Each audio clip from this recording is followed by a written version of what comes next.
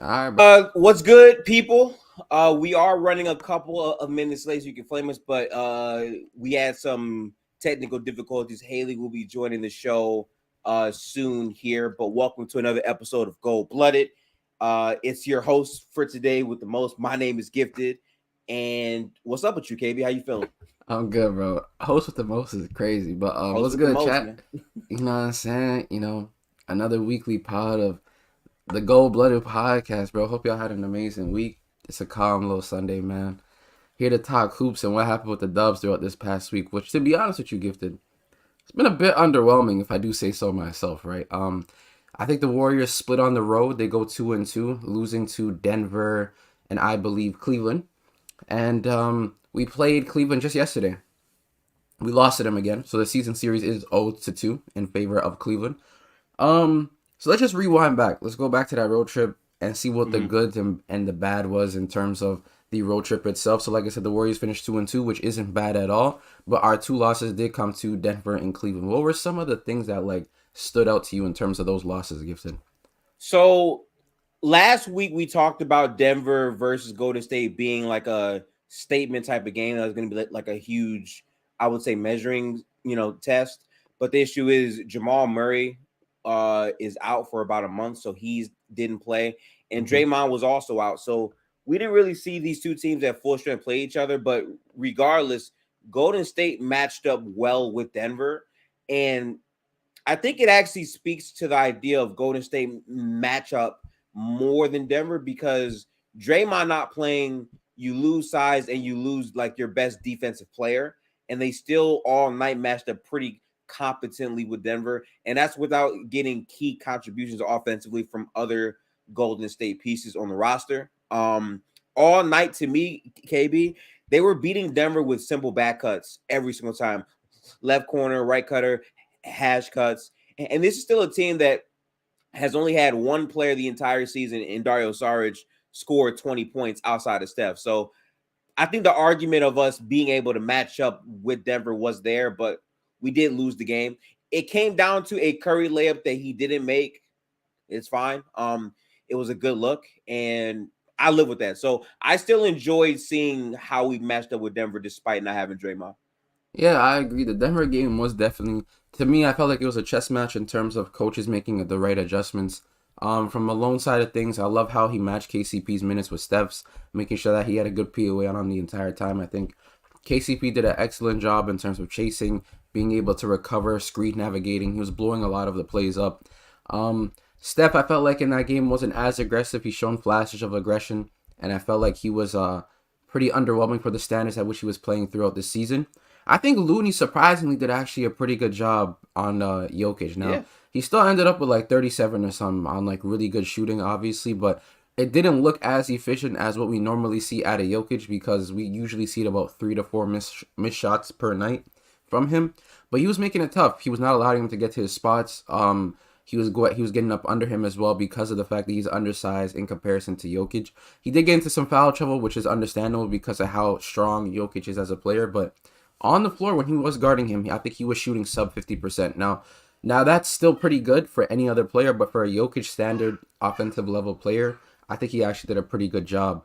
Now in terms of the Warriors and how they schemed against these guys, I genuinely feel like sorry, I'm like losing my train of thought. I genuinely feel Mhm. like some of the schemes that we were running were a bit lackadaisical in terms of how their defense was countering our offensive schemes. You know, we like ball movement, we like cutting, we like swinging the ball east to west, and I Yep. feel like against a switch heavy defense, you should be able to find a mismatch. And we all know Steph is a good mismatch hunter, especially against bigs, finding seams against guys like Jokic as well. One play in particular that I realized was really good for us was the pick and roll with Jokic. They would trap, the short roll would be there, the lob would be there, and we continuously kept running that over and over and over again because if you leave the gap for Steph, you leave the best pull-up shooter in the NBA to be open for a three, and that's just something you don't want to give up, right?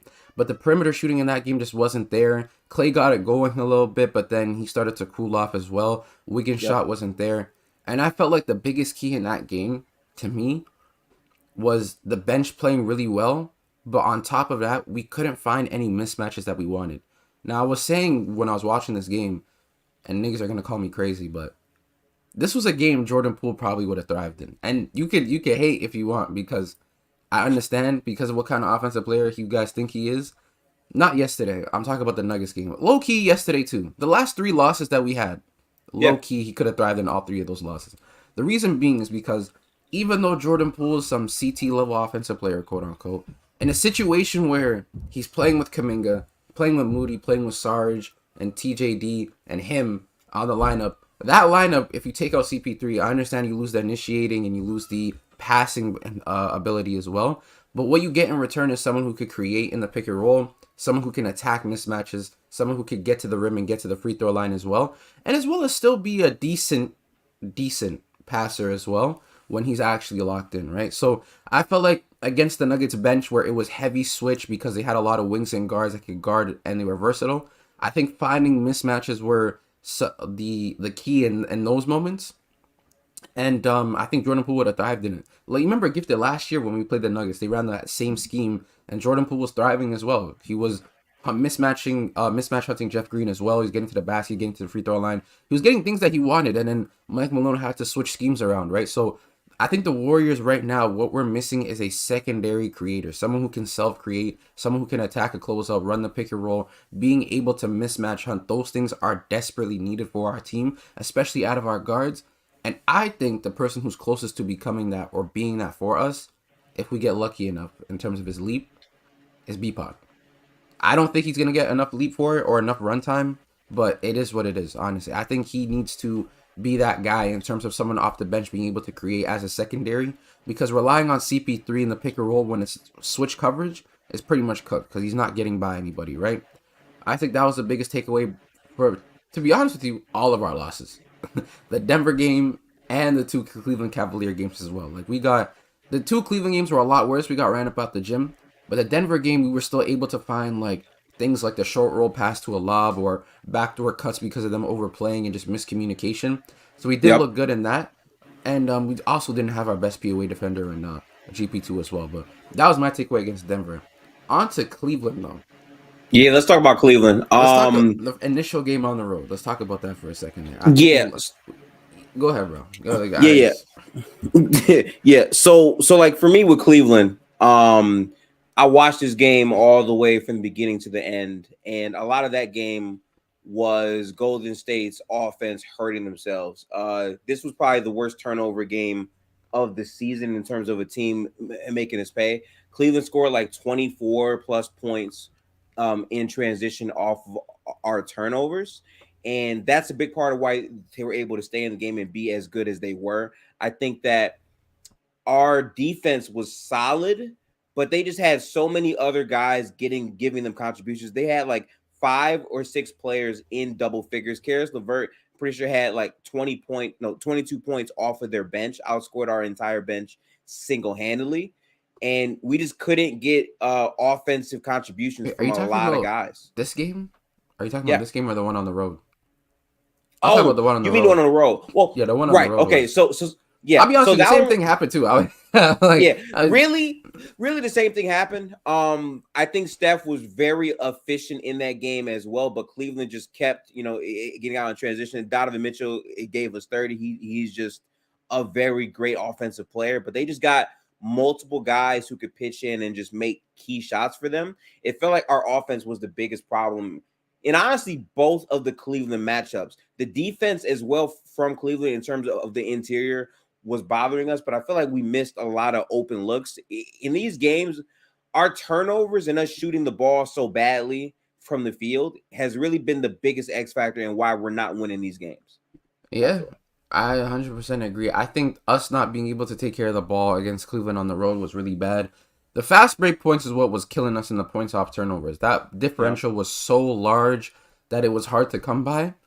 And the worst part was that there was moments in the game where the Warriors had control. Like, there was moments in the game when we started to come back, even on the road, and they were still making lackadaisical mistakes, right? And I keep coming back to this thing where we play teams. We play teams that continuously run switch, or they're running coverages where, in my opinion, they shouldn't be allowed to run coverages like this because those coverages should be blown, right? Mm-hmm. If I'm seeing Steph Curry be guarded by Darius Garland for most of that night, there is no reason why I'm seeing you run even a single high screen and roll with any competent defender as the screener. That's just not like No. something that just needed. You set a pin down for Steph. Let them make the switch with Don or DG. Let Steph cook on the island. Give him space. There is no reason why Darius Garland should be allowed to get away with that matchup. There's no reason at Yeah. all. You know what I'm saying? So it's like that's a problem. Then Clay, when I'm seeing him on the road making boneheaded decisions in terms of jump shot creating, and he still has this problem, and I don't understand, of not being able to make a short roll pass. And it's like it can't like am I being too hard on him for thinking that it's too hard to make this pass, bro? Like you're getting doubled so much off of these pin downs. All Hmm. you have to do is just dump it off to Looney, Wiggins, or Draymond. Or even Steph sometimes. You might draw two with Steph on the screen by accident, right? So it's like you can't make that dump off pass. That tanks our offense. Then the ball's not swinging. Wiggins Agreed. not being able to slash at the basket or dribble drive. Him attacking closeouts this season has been like so. It's Oh, been he's been shitty. bad. He's been very, very He bad at can't that. attack Yeah. a closeout. Every time he attacks a closeout, it's just been post up, mid range, and stop and shoot. Like he doesn't actually get to the basket. One thing I'll say he's doing fantastic this season.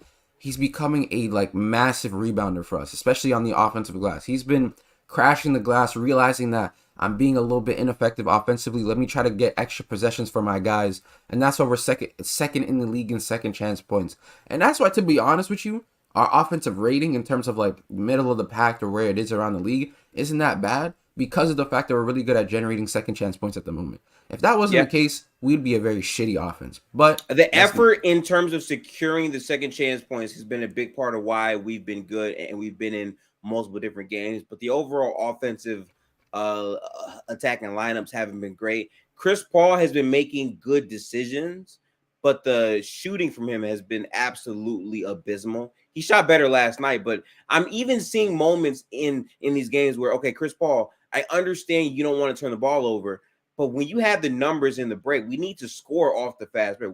We've had so many fast breaks where it's like if we just make the extra hit ahead pass, we could actually score in transition, and we don't do it. And plays like those are needed because it's easy points. The mm-hmm. easier you make your offense work for you, the easier you can have success and produce efficient offense. Not everything has to be high pick and roll, make something happen. Score effectively off of your defense. That's What why made Golden State such yeah. a good team is turning defense into offense. And right now, I don't think we're doing that at a high level. Speaking of defense, our first line of defense has been very shitty this year. Like especially in terms of, Yeah. I'm not gonna lie to you, chat. It's so weird. The way the Warriors as the starters were playing last year was such a like, it was so good defense, like a solid enough offense. Obviously, everything looked fine, and then the bench just looked terrible. But this year, it's like the complete opposite. It's like the Warrior starters, outside of like Steph and Draymond, became the Warriors bench from last year, and the Warriors bench from last year became the Warrior starters. No, the Warriors bench of this year became the Warriors starters of last year. Like it's so weird, like the way it just flipped. And I'm happy to see the bench like have some continuity, some chemistry. Defensively, I think they look really good as well. I'm not gonna lie to you, but from a from a defensive standpoint, from the starters, it's been looking very bad, bro. Like Steph, as we know, it has improved as a defender in my regard, especially on ball. Be it because he's gotten a lot stronger in his ability to stay in front of guys now. But like Clay has not gotten back to what we needed him to get back to in terms of just at least a competent POA defender, right? His screen navigation is still not that great.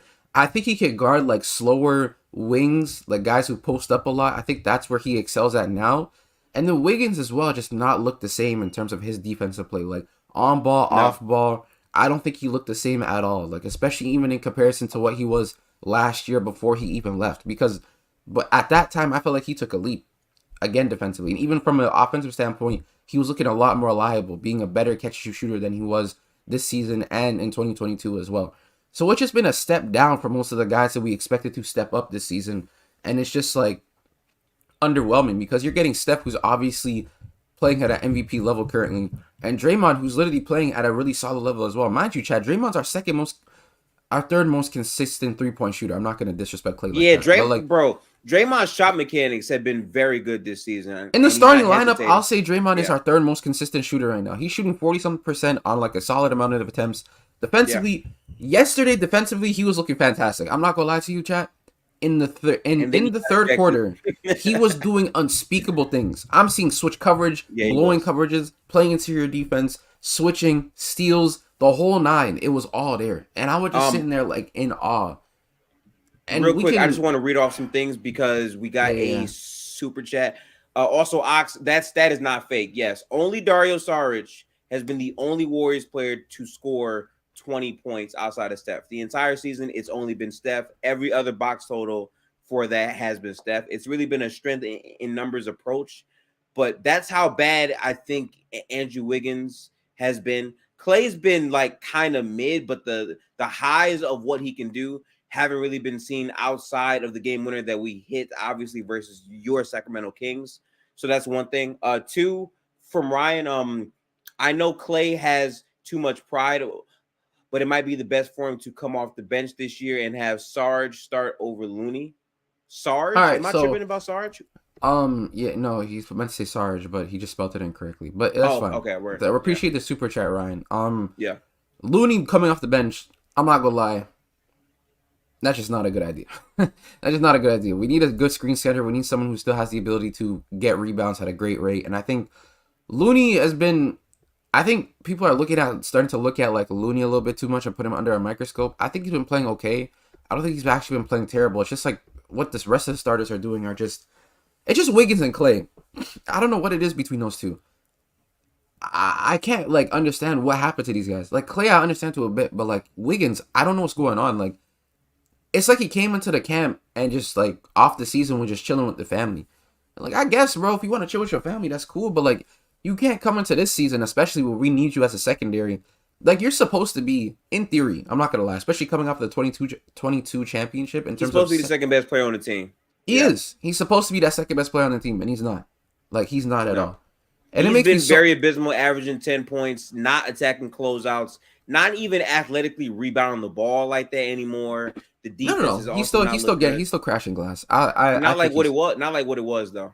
I think Nowhere he's near actually what it doing a pretty good was. job at that. I think it's the only thing where I looked at and it's actually a very bright spot for him is the fact that he's crashing the glass and attacking the glass and getting second chance points for us as well. He was doing it against I Cleveland think a lot. recently he's been doing it, but like overall, if you're comparing it to the 22 version of himself where he was getting like 16 boards and really impacting almost every possession, he's nowhere near that right now. He's Nah, for a complete sure. I shell of don't think he himself was to the me. same player at all as what he was in 22. Even 23, I don't think he was the same player at all. Because before like his stint where he was away for family reasons, like I said, he was an improved 3-point shooter. Like you can look at the game logs from when before he actually left the team for a little bit. He was a Yeah. 40% 3-point shooter or near there. The defense was looking great. Like he was establishing himself as one of the better two-way wings in our league. Like it was looking like a step above even what 22 was, right? And then he just came back from whatever happened and just has not looked the same. And then just taken another step down this season as well. So it's just been completely underwhelming for Andrew Wiggins. Obviously, I'm not going to sit here and say that he's written off because I'm not going to. It's early in the season. People have their bad starts. Clay had a terrible start last year. Ended up Yeah. having one of his He better did. seasons in terms of being a scorer. So I'm not going to sit here and say anything yet. I'm going to wait, give myself a good, decent little sample size, then make the right adjustment and say what I want to say. So that's what I got to say about that. Now, moving on, we already spoke about it briefly, but moving on to that Cleveland game in Golden State. Chat, worst officiated game I've seen all season thus far, Yeah, it was and it's pretty at a bad. pretty high standard. I'll be shocked if I see something that was officiated a lot worse in this game. When I say there were 20, what was the, I think we played in like the first 22 minutes, there were 24 foul calls, I believe, or ball stoppage, like something like that, where like the ball and the clock was stopped. Bro, it was the worst first half of hoops I've ever seen in my life. And not even just from a Warriors perspective, from a basketball watching perspective. That was underwhelming to watch, in my opinion. I'm not from both ends. I'm not gonna lie. I think Cleveland did what they wanted to do, but it was such a scrappy, slow paced. Let's get to the line, shit in the bonus, like all second quarter, first half. That I just did not enjoy it. You can go ahead and get to speak about that first half, but I don't. Man, I just Yeah.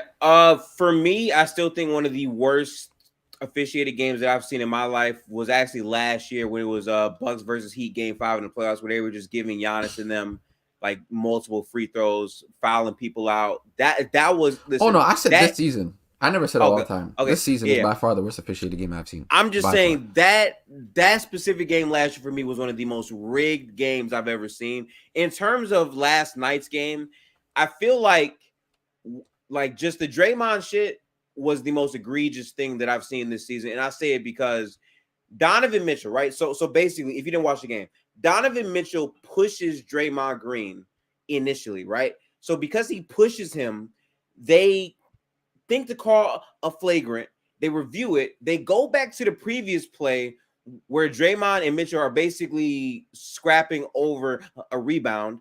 And then they say, okay, well, Draymond, we have to give you a technical foul for that because we think that might have triggered the Donovan Mitchell push. So they give Draymond a tech, and that ejects him out the game because he already had one technical. But what pisses me off more than anything, KB, is if that's the case, you are admitting that Donovan Mitchell pushed him unnecessarily. It wasn't a basketball play because of a prior play. So if you're doing that, at least give Donovan Mitchell a tech. Did they? No. It was a common foul. So we didn't even get a tech on him or at least a flagrant foul like it was, because by the law that it is uncharacteristic. Now, I don't like talking too much about referees. I think it's very boring and it takes away from the actual basketball product. But I got to call a spade a spade. I've never seen them go back, find a couple plays beforehand and say, oh, well, you did that, so we'll give you that. This was a completely different play from what they took the time out to review, which is crazy to me. I didn't like that, but is what it is. I mean, that's not the reason why we lost, but what we did in that third quarter, man, listen, we continue to be the best third quarter team in basketball. We went into the third quarter down 17. We cut the lead to 8, and then Draymond gets ejected. We had the momentum in the building. Cleveland was not making shots, and Draymond was making huge defensive plays that was boosting our offense a lot in that third quarter, for sure. I'll say this, man. I was on stream yesterday, chat, and I was watching the game live on playback. If you don't know already, me and Gifted are on playback. I think the links are in the description. Anyways, it's playback.tv/KB or /gifted hoops. If y'all want to tap in and watch basketball there as well. But anyways, I'm on stream and I'm watching this game. I'm watching Draymond Green do some. Y'all know when Draymond Green is locked in defensively, there is no one on this planet that I'm taking like over than Draymond locked in defensively. I'm sorry. That's just me, right? That's my opinion. I'm seeing him locked, just destroying the Cavs guard play, destroying anything that was in the paint. His hands were all over a lot of defensive possessions. He was just going crazy, right? The lead is getting cut down to 8, 6, 4, back up to 10. Then it gets cut down to 8. Then Draymond makes a play on the ball, rips Donovan Mitchell clean, right? And then he tries to get the ball, and then Donovan Mitchell gets called for a foul, I believe, right? And he gets called for a foul, and then they start chirping back and forth. And then that play happens where they're fighting for the rebound or whatever. Draymond inbounds the ball, and then he gets shoved from the back by Donovan Mitchell, who legitimately, when you watch the play, chat, did not make a play on the basketball at all. He literally, I kid you not, shoulder checked him, right? Draymond gets upset. He's laughing. Donovan Mitchell's trying to get in his face. Draymond knows he has a tech. He starts backing up. He doesn't even want to, like, you know what I'm saying? Yeah, he doesn't want to engage. He actually backed up, yeah. Draymond backed up, and he thought to himself, oh, man, I'm in his head. He must get a tech for something. This is, like, deemed unnecessary. This got to be a flagrant, you know? I'm thinking in chat, I told chat, yo, if they somehow eject Draymond for this, I'm done. I'm not streaming no more. Bro, I'm watching this happen, and I'm like, yeah, this got to be a tech, at least a flagrant one. Or, you know what I'm saying? Something. We're getting free throws and the possession back, right? So it's cool. I see the announcer go, and I hear, due to a play that happened 3 plays prior that initiated what Donovan Mitchell felt to be unnecessary contact, we have given Draymond a technical foul too and has been ejected out of the game. My mouth dropped. I kid you not. I was like this for 20 minutes. I didn't speak for the rest of that third quarter. And I'm sitting here thinking to myself, I've been watching basketball since I was 6 years old. So this has been I've been watching basketball for 15 years, right? Never in my life, I have never seen someone commit a unnecessary foul, and the refs go back to find the reasoning as to why he committed that foul. I have that's never crazy. seen that before. Yeah. In my entire life. Genuinely. So when I see them, and I understand Draymond's reputation, but that's got to be a reputation tech, right? Gifted, that has to be, because there's no. No, this is If all that based was, on if it was, past, yeah. no. Listen, if that was Andrew Wiggins, and Andrew Wiggins did what Draymond was doing, right? And Donovan Mitchell did that same thing, I guarantee you Donovan Mitchell would have been thrown out the game, because that contact that he did on Draymond was deemed unnecessary. It wasn't a play on the basketball, and I think that should be a flagrant too, right? If I'm not mistaken, or at least no. At least, sorry. Yeah, a flagrant one. At least a flagrant one. Yeah, at least a flagrant one. So that's what it should be. And they made it a common fact. They basically said, well, Donovan Mitchell had a reason to do it, so we're going to make it a common foul. Draymond, you're out of here. That's literally what happened. And that's got to be some of the dumbest logic I've ever seen in my entire life.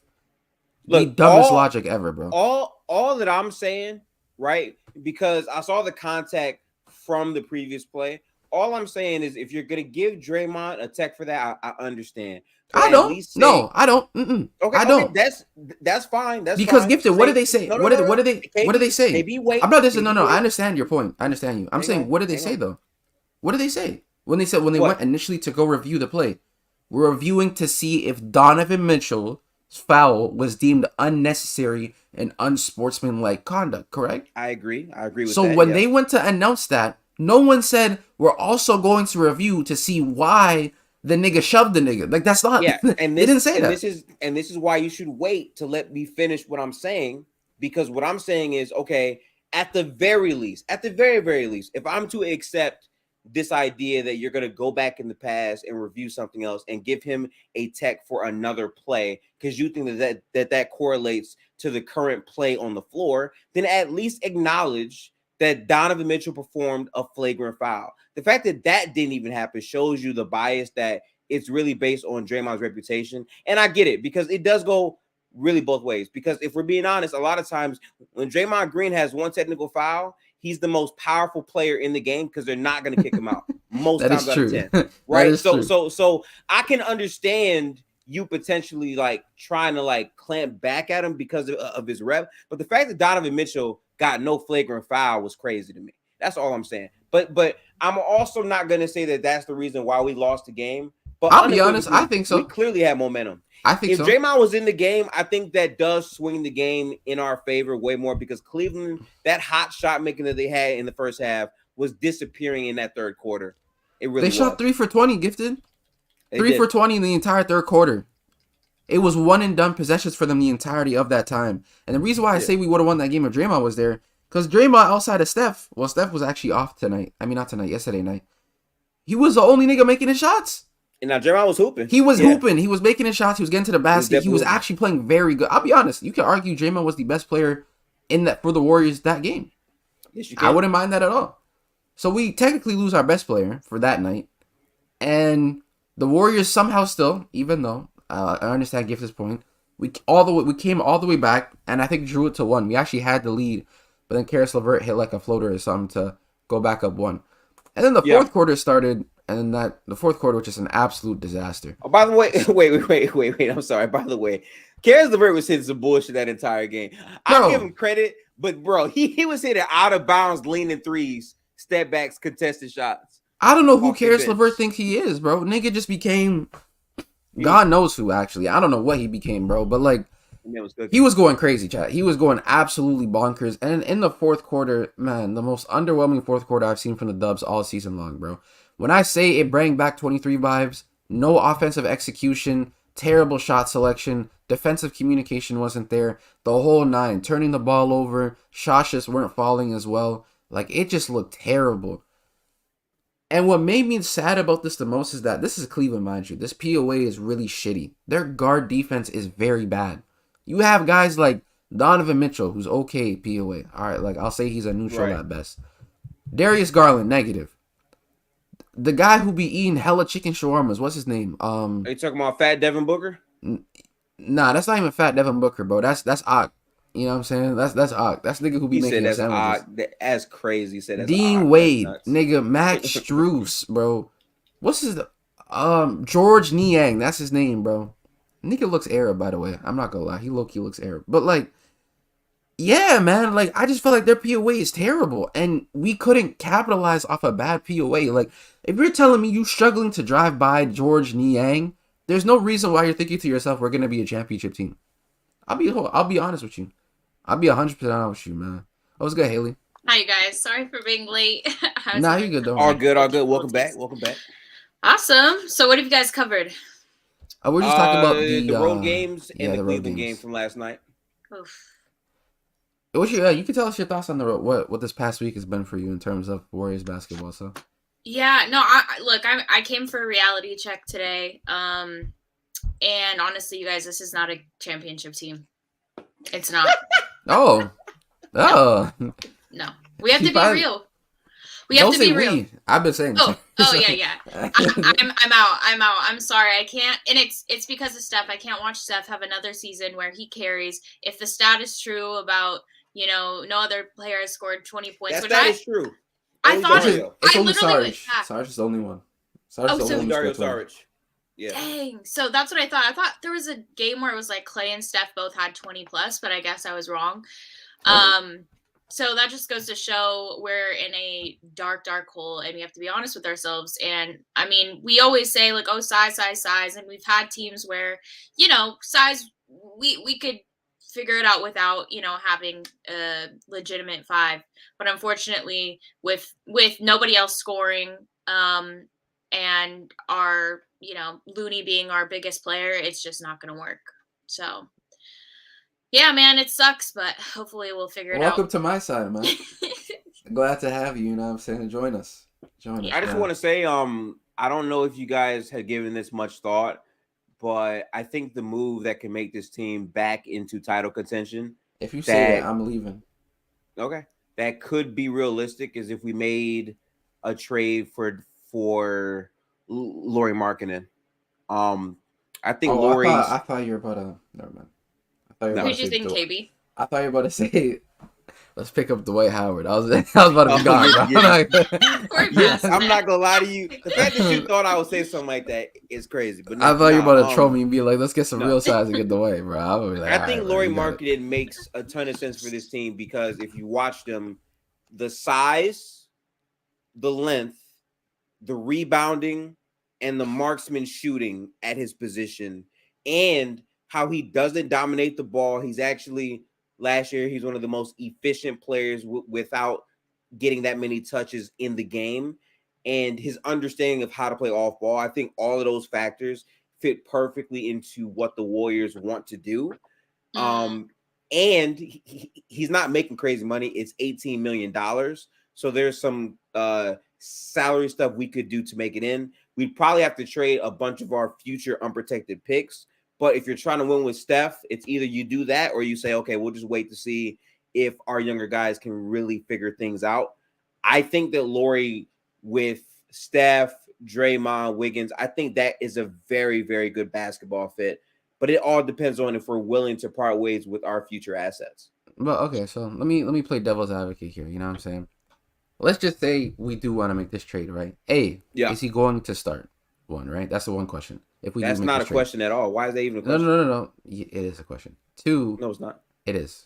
No, it's not. It's a question. It's not a question at all. Who is he starting over then? If he were to be traded, well, first of all, actually, before we even get to if he's starting, what is the package looking like? And if I'm Utah, why would I want to trade my quote unquote franchise player for not your franchise player? You don't care about Lauri, or realistically.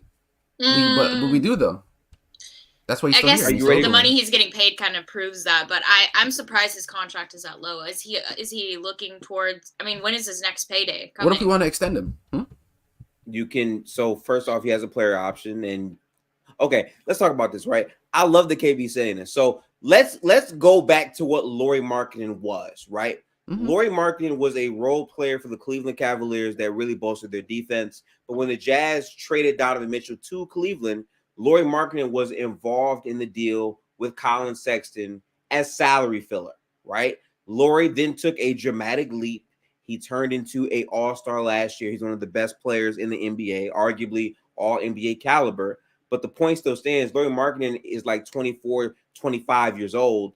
They have a roster for Utah that is significantly younger than him, and they have younger assets that they've already drafted that they're trying to get better at. And the point of the Donovan Mitchell and Gobert trades was to gather as many unprotected first-round picks and whatnot to rebuild with. Turning LauriMarkkanen into more unprotected would further aid them, meaning you traded Donovan Mitchell for basically 7 unprotected first-round picks and potentially some younger assets as well that Golden State has to offer. Okay. Also, Golden State picks specifically, based on how this team looks with Steph, Draymond, and the age, those picks are going to be more valuable than almost any other pick that teams really have to offer. Okay, I understand that. Where did the Lauri come up in your mind? Where did you come up with that or hear that? Well, I thought of, okay, what is this team missing? Size, length, wing defense outside Andrew Wiggins, who's not playing great wing defense right now, and more consistent spacing, and a guy that can actually get you 18 to 20 points routinely per night. And LauriMarkkanen does all of these things at a super high level, and he understands how to play off ball. Adding anyone that understands how to play off ball to Golden State makes a lot of sense for how they play basketball. And then I thought, okay, well, salary, how much money is he making? The fact that he's making $18 million with a player option after this season, it makes a ton of sense for the Warriors because they can actually go get this player, and they can still dump their first round picks at him as well. And for Utah, I think that they are a team that's more focused with the overall long-term rebuild of their team. So them getting the unprotected picks would be the real highlight of the deal compared to having multiple players. So my question is to you, who are the no-goes in terms of the trade, right? So to me, what immediately pops up, Kuminga, I know for a fact is not being traded. That's just a given. I already know that for a fact, right? I'll be honest, if they trade Kuminga, I'll be surprised, but I don't think he's just going to be traded. I agree. Because they think he has a really high ceiling, and if you develop him right still, I think he still has a relatively high ceiling as well. Now, in terms of who else might not be traded, Moody is a possibility, but I feel like it's unlikely as well because he's still a great role player at the guard spot. He provides you POA, provides you shooting as well, and he provides you just the understanding of the offense as well, and just a good bench piece as well. Now, in terms of TJD and B-Pods, I think they look good, but they obviously haven't shown enough to be able to just be firmly in the rotation yet. I think the picks are definitely enticing for Utah, but I can see a world where Utah is like, yeah, we're trying to fetch for like the next franchise player, but we want Lauri to be a part of our future. So like, I think that's exactly. I agree with you, Kay, because we actually just had Scott Morrison on, who's the assistant coach for the Utah Jazz on Fluent and Chill, and from kind of what he shared, they're fully bought in on Lauri, and that doesn't mean anybody like you saying Kuminga. Nobody is untradeable, right? Every single person. I mean, Steph for me would be the only person on Golden State that I'd say like they're not going to let Steph unless you wanted to, then they'd probably I don't know. Which I actually low key understand, but I mean, that's a whole nother thing. But I think that I agree with you for the most part. I don't necessarily think Lauri is the right piece because of the fact. I mean, we have all of those things you mentioned, Gifted, in various players across our team. They just haven't come to fruition yet this season. We just haven't seen the best out of people. And we're not seeing – we have scorers, we have defenders, we have all the above. What we didn't name the things you said. We don't have a consistent secondary scoring option. That would be Lauri. We do. They just haven't been scoring. Wiggins was that in 2022. Clay can be those things. But is LauriMarkkanen not a much better scorer than Andrew Wiggins? Currently, yeah. Like a much better scorer? Currently, yes. But you're like, have you guys talked about Wiggins? No, not currently. I genuinely, I think Lauri is have you talked about Wiggins yet so far?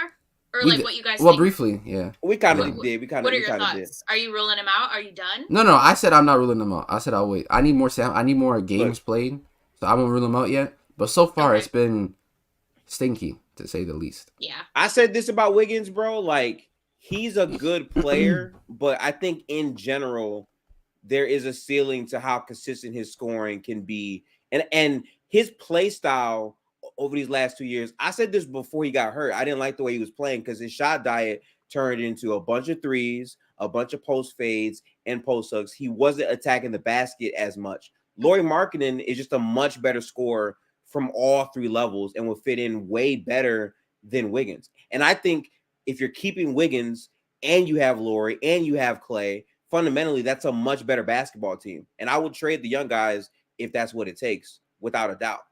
Because that's consistent spacing and consistent secondary scoring, and it will make the life of Klay Thompson, Steph, and Andrew much easier having another potent offensive piece on the floor. I mean, yeah. But the thing is, like, is Clay not? I mean, he's not who he used to be, and we have to start having some real conversations. I get it, and we can get into that. But are we going to say that Clay was? My conversation's been done. Okay, yeah. My conversation's been done. My book's closed. But you think that Clay was never the second option on the Warriors? No, from a scoring perspective, he can be, but I just felt like he was too inconsistent as a second option to be a second option. And you can really argue that, though, in terms of being a second best player, I don't think in the Warriors' tenure in terms of prime, I don't think he was that. Yeah. It was Dre. Yeah, agreed. And I just think Clay is still a good scorer, but I think he's just a great shooter. He's never a secondary scorer to me is someone who has the ability to create on ball. And Clay's just not that. Like, Clay's not a guy has the ability. He can do it when he gets hot, but that's only for a few spurts, right? Like, I'm not relying on Clay to be able to create on ball for himself. Like, even this season, I'm watching him come off of screens in high pick and rolls to try to shoot a pull up three, and he's just hitting front rim. Like, he can't walk into a pull. And he's we're talking about a top 5 shooter of all time here. Like, this is a elite shooter, by the way, but he cannot shoot on, like, off the dribble. So, like, that's my problem with him. And I just don't think from that level, and on top of that, not being able to get to the rim and not being able to self-create in space, you just can't be a secondary scorer strictly with movement shooting. Yeah. And he's been doing it, and it's been working for an extent. But now that the league is kind of caught up in terms of how we play and motion-styled offenses and defenses being a lot more versatile, you need more from your guys. And Clay is just not at that level to be that consistent secondary scorer to me, in my opinion. Do you guys think we're feeling Jordan Poole's like that loss? Yes. I actually think we are. Right? No, in this past week, this has definitely been a stretch where I genuinely felt the loss of Jordan Poole, in my opinion.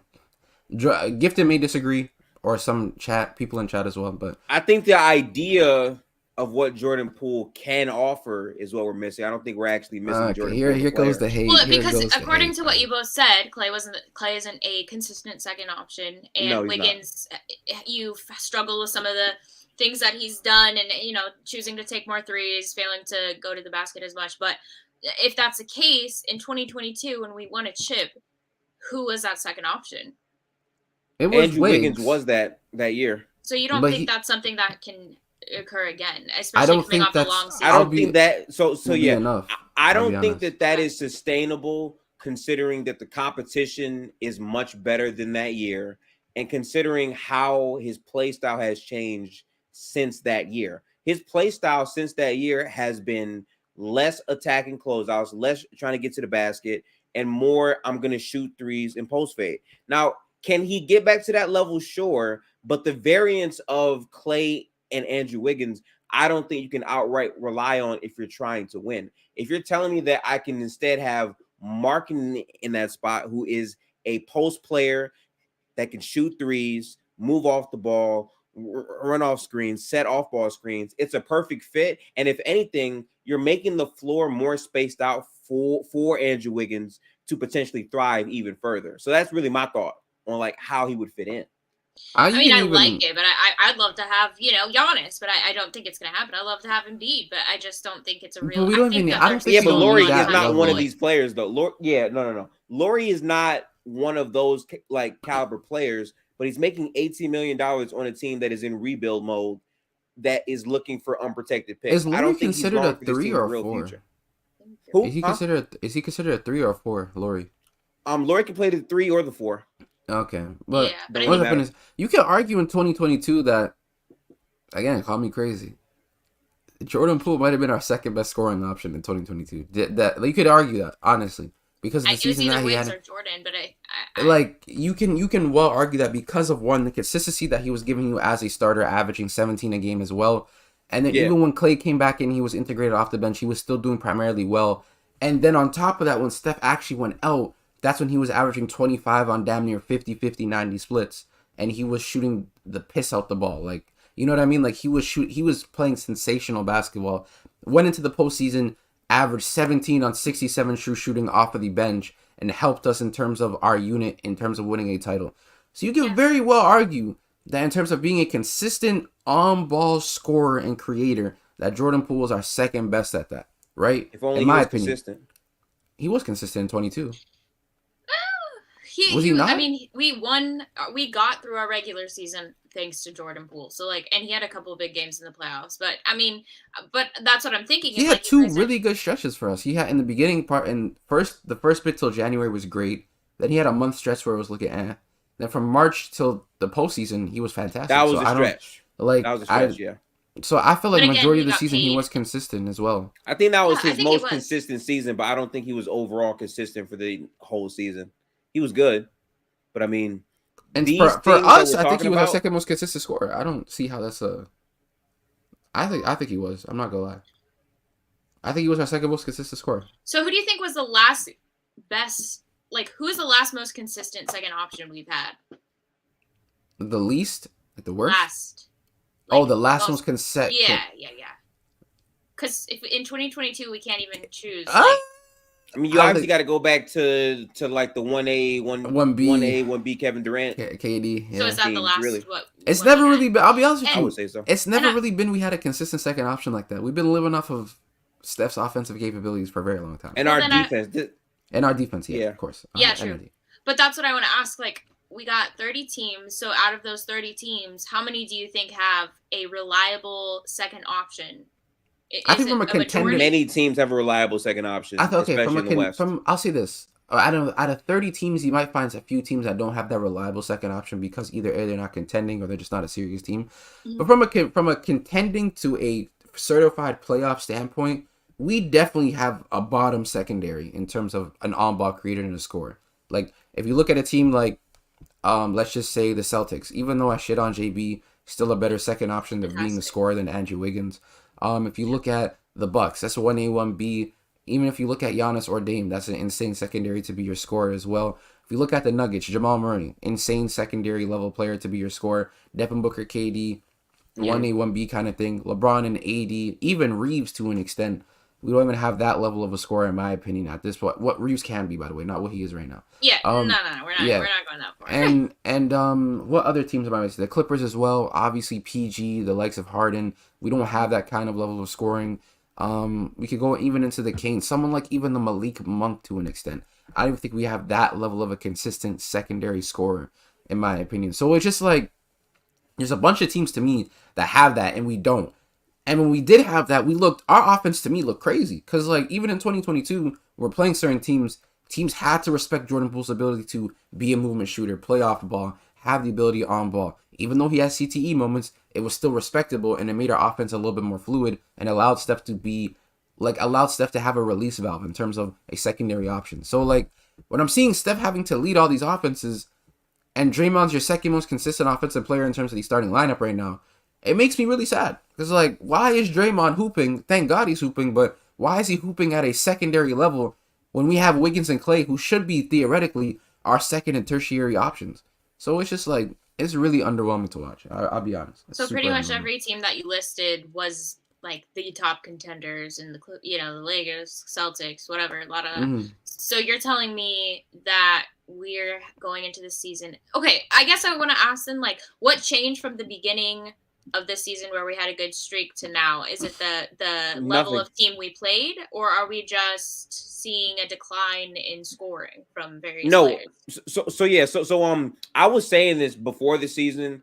I was saying this even after the games that we won. What looked good for us is our bench was producing better in the non-Steph minutes, and they still are relatively. But the ceiling of that play, I always said, was going to be a problem because we still did not have a primary source outside of Steph to really alleviate offensive pressures, right? So to me, this isn't a new thing.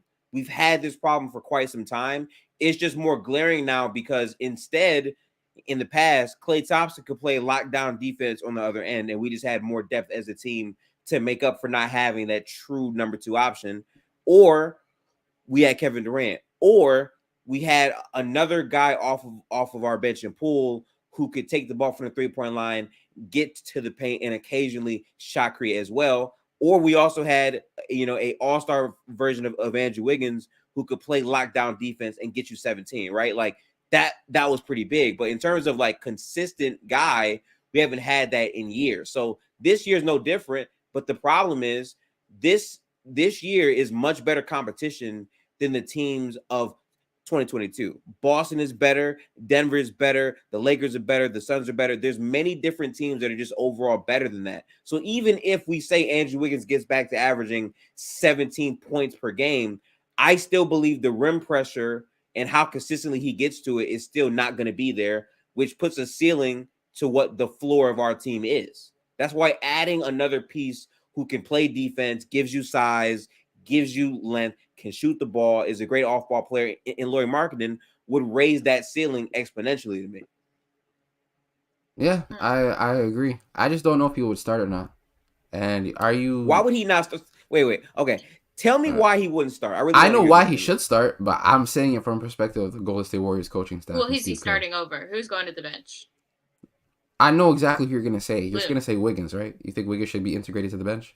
Because if you're saying that means Kuminga's rotation minutes, Moody's rotation minutes are pretty much gone. So, okay, I really don't think that this is too difficult. I think based on the matchup, you could sit Looney out because if you have Draymond and Lauri positionally as a front court, that defense is going to be great, and LauriMarkkanen still gives you the height and the length at those positions. And I've been saying Looney as a backup big makes so much sense for Golden State because offensively, he doesn't really give you much of anything outside of his passing and his offensive rebounding. That's shown in a bunch of our matchups. Draymond and LauriMarkkanen as a front court makes a lot of sense. It's not like he's 6'9", 6'8". He's a legitimate 6'11" guy who can roam and is quick enough on his feet to get to where he needs to, and his help side rim protection is also pretty solid. I don't think Looney has to start. I don't think Lauri is I don't think it's a viable option. I mean, I think everything you said fits, but I just don't think that the Jazz are looking to move off of him and just have totally. I just want to know what the trade package would be, honestly. Yeah, I mean, trading. I like it. It's a solid trade, but yeah, who's going to be a part of that? Because you said you're okay with giving up our younger assets at this point, and I think that I'm like. Trace Jackson, like he's special. Like the few minutes that he's come in and played, like he does make a difference, and it's incredibly obvious. Brandon, I think, has a lot of potential. Maybe he's somebody we're not too attached to, or we can kind of replace his skill set in a way. But I just don't know. Like even if it's not Lauri, like we cannot contend with this team. Like you said, even if Wiggins is putting up 17 points a game, like if we do get LauriMarkkanen. We'd be back in those talks. That's a contender if you have LauriMarkkanen on this team. I just if it's not Lauri, what are there any other realistic options? And when would this even happen? Are we gonna have to wait to the trade deadline? And by that point, are we gonna be the 10th seed in the West? Like where do we go? I don't think it'll give it back for this team. No. If I'll be honest, continues carrying at the level that he is, and nobody steps up, what are we supposed to do? We don't have anybody to score. We're not scoring. I mean, if this trend continues, sure, but I highly doubt 25 more games are going to happen where no one has scored 20 points per step. Yeah, if that happens, it's a travesty. I'll be real with you. Well, that's an anomaly of a season. So yeah, I'm just saying, looking we play the Timberwolves tonight. I'm gonna probably call big that matchup tonight. Off a back to back. They've had rest.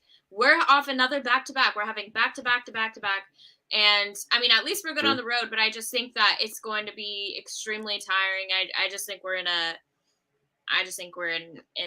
pretty bad place. But I also think Clay's going to be due for a good game. I think Wiggins is going to be due for a good game. So I think this is Wiggins' resurgence game tonight. I thought it was going to be last night, but I listen. Andrew Wiggins wakes up whenever he plays the Minnesota Timberwolves. I think this is the game he wakes up. Yeah. Yeah. Hopefully. If not, then we're really in trouble, I think. I'll be honest with you, chat. I told Gifted this before the stream starts. I got us as a loss tonight. I'm not expecting us to win today. If we can't cook a Darius Garland and Donovan Mitchell-led POA, we're going to be looking very bad against Ant and J-Mac tonight. So, we'll see. It's gonna be a We'll tough see. matchup. I'm seeing the Yeah. Grizzlies cooking the Clippers right now, bro. We might have to You have see some this, bro? talks. You see this, bro? It's 32-19 right now, bro. 13-19. Wait, who are they playing? They're playing the Grizzlies, The Clippers. and they're down by 12. Wow, 1-8 is still gonna cook the Clippers. That's crazy. Bro, they gotta fire Ty Lue. Ty Lue actually sucks, man. Yeah, he Yeah, does. this Be real with brother you. stinks.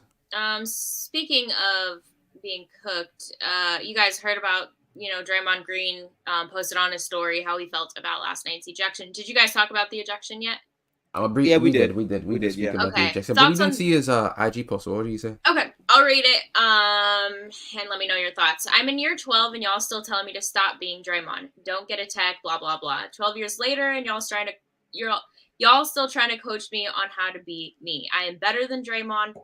Oh, I'm better at being Draymond than anybody. Imagine if I told y'all how to do your job. You'd look crazy. I thought y'all should know how dumb y'all look trying to tell me how to be me. If y'all had some advice for your own lives, the world would be a much better place, and you would be far better at your job than your mediocre outputs. Happy Sunday, good people. Right back at it like an addict. So Physical, right I don't there. care about all that talk. You better be ready for tonight. No cap. That's all I gotta say, bro. Yeah, that's all I care about. I don't you really better care. be ready for tonight. So you don't think that there's any issue with it's no look, Draymond's kind of created this own narrative for himself. He's always been the villain, and so with that will come consequences. I do get that. But do you think it's okay for referees to specifically target Draymond? Or just overall, you guys in the chat too, I know a lot of you aren't Warriors fans. Do you think that refs are getting more and more unhinged this season? Because I feel like, and this is what Jay said on Thursday, he said refs are trying to make the show all about them and be the center of attention. When fans don't go to see the ref, they go to see the players. I saw your tweet last night, Gifted. Like you said, refs aren't usually something I talk about, but like you actually. I never talk about refs, but that shit was crazy. That's not true. That is true. I mean, to me. Whatever, but yeah. So like, Okay. you guys That's don't what I find thought. any issue. It's just what it is. No, I definitely see that's an issue. The fact that they said, I told Gifted this, the fact that they went into the mic and said, we're reviewing to see if Donovan Mitchell's play was deemed unnecessary and unsportsmanlike, but they did not say, we're also going to see if what Draymond did was the reason being as to why Donovan Mitchell did what he did. They didn't say that. So the fact that they went back 3 plays to find out why Donovan Mitchell did it is crazy. It's still it's not a common foul what he did. Like, I guess it's in the playbook that you can do that. I've never seen them do that for any other player, so What I'm a bit playbook? confused. Oh, you mean going back? Yeah, going back to check, like, No, that doesn't happen. I don't see that happen with anyone else. And then Draymond, I understand his reputation, but it's very stupid, in my opinion. Like, it's just very, very stupid. Gifted understands it. I do too. I just think it's very dumb. And the fact that Donovan Mitchell didn't even get a flagrant foul and was deemed a common foul is what blew my mind. That's what blew my mind. It's rigged. It really is. So yeah, Draymond does have a reputation. It just happens when you have a reputation like that. Even when Dylan Brooks, I think Dylan did something and he got ejected for something that I don't think he should have been ejected for. But when you have bad rep, that's what happens. Yeah, 100%. But I mean, yeah, and it's not just the Warriors. Like, this is happening all across the league. I'm watching so many games where I'm like, this is just, I don't want to see, like, I don't know if you've noticed, but the pace of the last, like, 3 Warrior games, you can't even get into the basketball game because there's a foul on every single play. And there's fouls everywhere. It's just ruined the quality of the game. So, okay, on to the Timberwolves. We play them tonight. You kind of gave me your overall thoughts, but what are the matchups going to look like? And if there's any chance to win this game, do we want to see Steve Kerr play some of these younger guys and give them more minutes, especially when Wiggins isn't producing? Clay has not been producing. He had 5 points by the end of the third yesterday. 5 points. It's a little rough. Yeah. Like, it's crazy. So what do you do if you're Steve Kerr? Do you kind of throw out the handbook of the playbook of like, what I'm typically doing, and just listen to your staff, listen to people, and try to implement something new, or do you just do the same old thing? I think for the Wolves specifically, they've been very good on ball, but you really just have to make it tough for them offensively as much as possible. I think us offensively, what we can do is really focus on the off-ball play. Oftentimes, we match up well with them because their off-ball discipline hasn't been there whenever they play the Warriors. Every time we play them, it's a very contested game. But even last season, we had a game where like we blew them out by like I think 30, 40 points. The pace of how we play is a big part of how we match up with the Timberwolves. If we're playing to our pace and our strengths there, we can give ourselves a great chance to win. But this Wolves team is one of the best teams in the league. I'm pretty sure they still have the best defense in the NBA. Rudy Gobert looks to be back in DPOY form as well. And even Cat has played better in terms of his defense and his playmaking. So that's going to be questionable. But as long as we're able to play to our pace and find good looks in transition, I think we can beat them tonight. Still. I think in terms of key factors on how we should win this game. Damn, my eye is burning. Sorry, guys. I think making the T-Wolves play through Cat. I don't want to see Anthony Edwards be ball dominant this game. I want to see a lot of ball denial, high traps, make him think, make him make reads, things of that nature. Try to make them play the offense through Cat, right? And with that being said, pace. Pace is very important against this team as well. I barely want to see you guys play against this team when it's in a half-court situation. Unless CP3 is on the floor, then I understand. And forcing Cat to guard out. Like, that's their biggest weakness in their entire defense right now is Cat. He's still a negative to me on defense as well.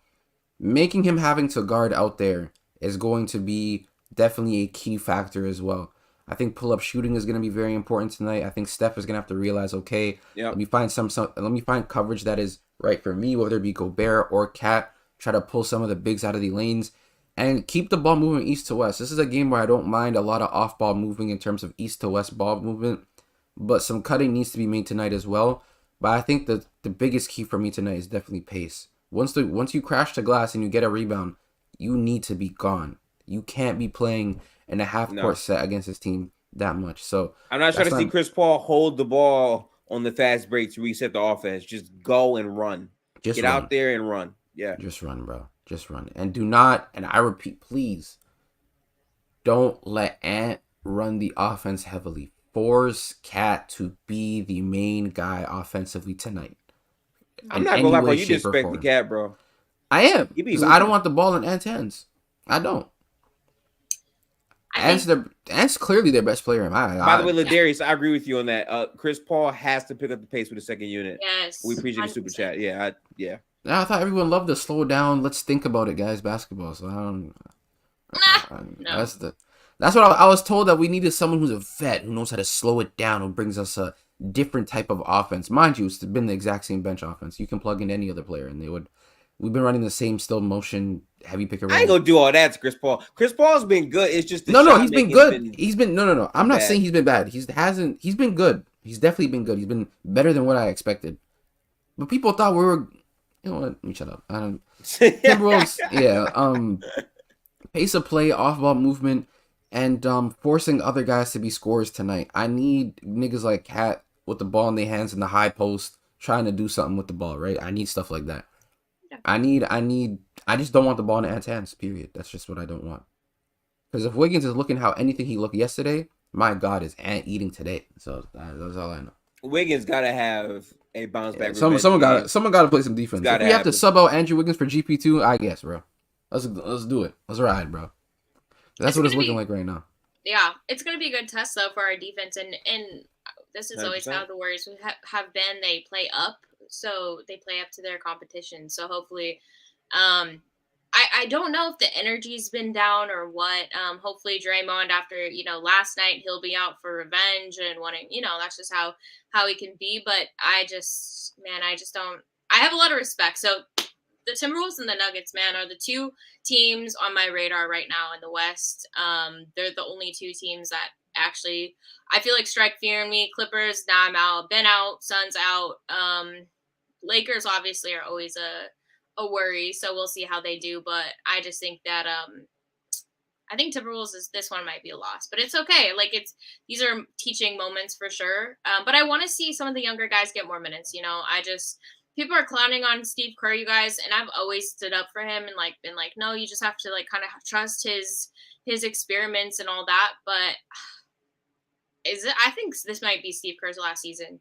I think it might be. I think he's gonna be gone after last season. I don't think he'll be gone. I do. I think don't think so. where he mentioned it's his last Olympics, I think that's gonna be kind of his grand finale in the league. And I think he's gonna be moving on. Maybe a different team, but I think he'll still be here. He'll definitely still be here for sure, in my opinion, at least. So you don't think Mike Dunleavy is kind of doing there's going to be a bit of a clean out, for example? That's why. No. That's exactly why Bob Myers said, I can't be here anymore because I can't be the one to let Clay go or to, move off Draymond or Clay. That's going to happen. Clay, if he continues on the route that he's on, will be gone next season. Oh, that I don't mind, but I don't think Steve Kerr will be gone though. If Clay's gone, I got love for 11, but it is what it is. I'm not gonna. I got love for 11. I'm being honest. Like I don't. The thing is, I used to be a Clay diehard, bro. I used to defend this guy to the fullest, and I don't believe that shit. You see me defend him to the fullest. Nah. You watched me in 2022. The only thing I've ever seen you defend to the fullest is the Lakers. Nah. I was actually laughing at them. Who did I defend for the Lakers? Anthony Davis. Not because he's a great player, but he just unhealthy all the time. But Clay, I swear to you, Clay, I'd defend to the. I used to be one of those people who used to be like, Clay's the second best shooting guard in the league. Like that's where I used to be with Clay. The delusion was so bad. I'm being so real, but let's just like every day it just gets worse and worse for him, bro. So it's just like if he has to go, and we get something better in return, charge it to the game. Charge it to the game, man. Charge it to the game. Charge it to the game. Can't agree with you there, but I mean, it's something like it's just bias. I can't imagine a Warriors team without Clay. So I can. I pray. Okay, so he was not the second best shooting guard at his peak, man. I'm sorry. No, I know he wasn't, but I was just Delulu, so like I don't know. What someone in the chat said someone in the chat said that. There's no way that the Bulls would ever do that. Why would the Bulls trade Zach LaVine for T? Yeah. Bro, guys, listen, we don't gotta be. They might hear us. You're getting a 20-point per game scorer, elite, one of the best shooters in the league, still a two-way guy, great team, veteran, and brings you that championship pedigree that you need in Chicago, right? So let's take Zach off your hands. The contract is bad anyways, bro. Y'all don't need that. We can take that on. Don't worry about it. So like, why not? Why not let it fly? I really don't want Zach LaVine on my team, man. Really? Why? Why? Because the length of the contract means if you trade for Zach LaVine, that's your final move. Because after that, we're going to be over this salary cap. We cannot aggregate salary. So to trade Zach LaVine is going to have to be a 1-for-1 swap. And I think it's a bit of redundancy at the guard spot with Steph. I think the shooting can be great, but I'm a bit concerned about the durability of Zach LaVine in the defense. I think we need a guy that can play defense and Zach LaVine. I don't think I think Zach LaVine. Zach LaVine would be a hell of a second option. Listen. That is a way worse option than LauriMarkkanen. We being real. Let's be so honest with ourselves. It really isn't because LauriMarkkanen is not operating in the pick and roll the way Zach is. LauriMarkkanen is not creating for himself in the level to what Zach can create as well. What is Zach LaVine creating? Is he like this high level? Yes, he actually is. He's a very good on-ball creator, man. If you watch Chicago Bulls games, he's a great playmaker at doing that. Okay. So Zach LaVine is a great playmaker.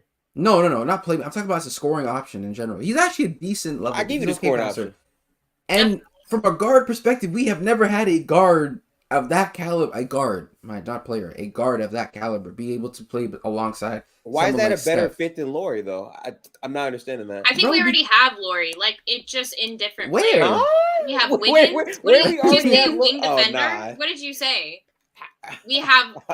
Like, you're telling me that LauriMarkkanen is going to come in and make the Warriors a better team than Zach LaVine coming in alongside Steph, Chris Paul, Draymond, Wiggins. I think Zach would be better for us, but I think Lauri would also be good too.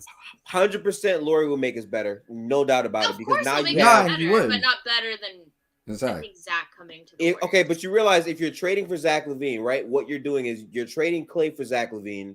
So now it's Steph and Zach as the dominant spacers compared to if you add Lauri, you now have Steph, Clay, and Lauri with the bigger space for Andrew Wiggins to get to the paint. and Lauri can actually contribute heavily to your defensive attack. Whereas if you have Zach LaVine and Chris Paul 3-guard lineups, Kerr loves to play those. That's cooked defensively. But offensively, that's amazing. I mean, so real.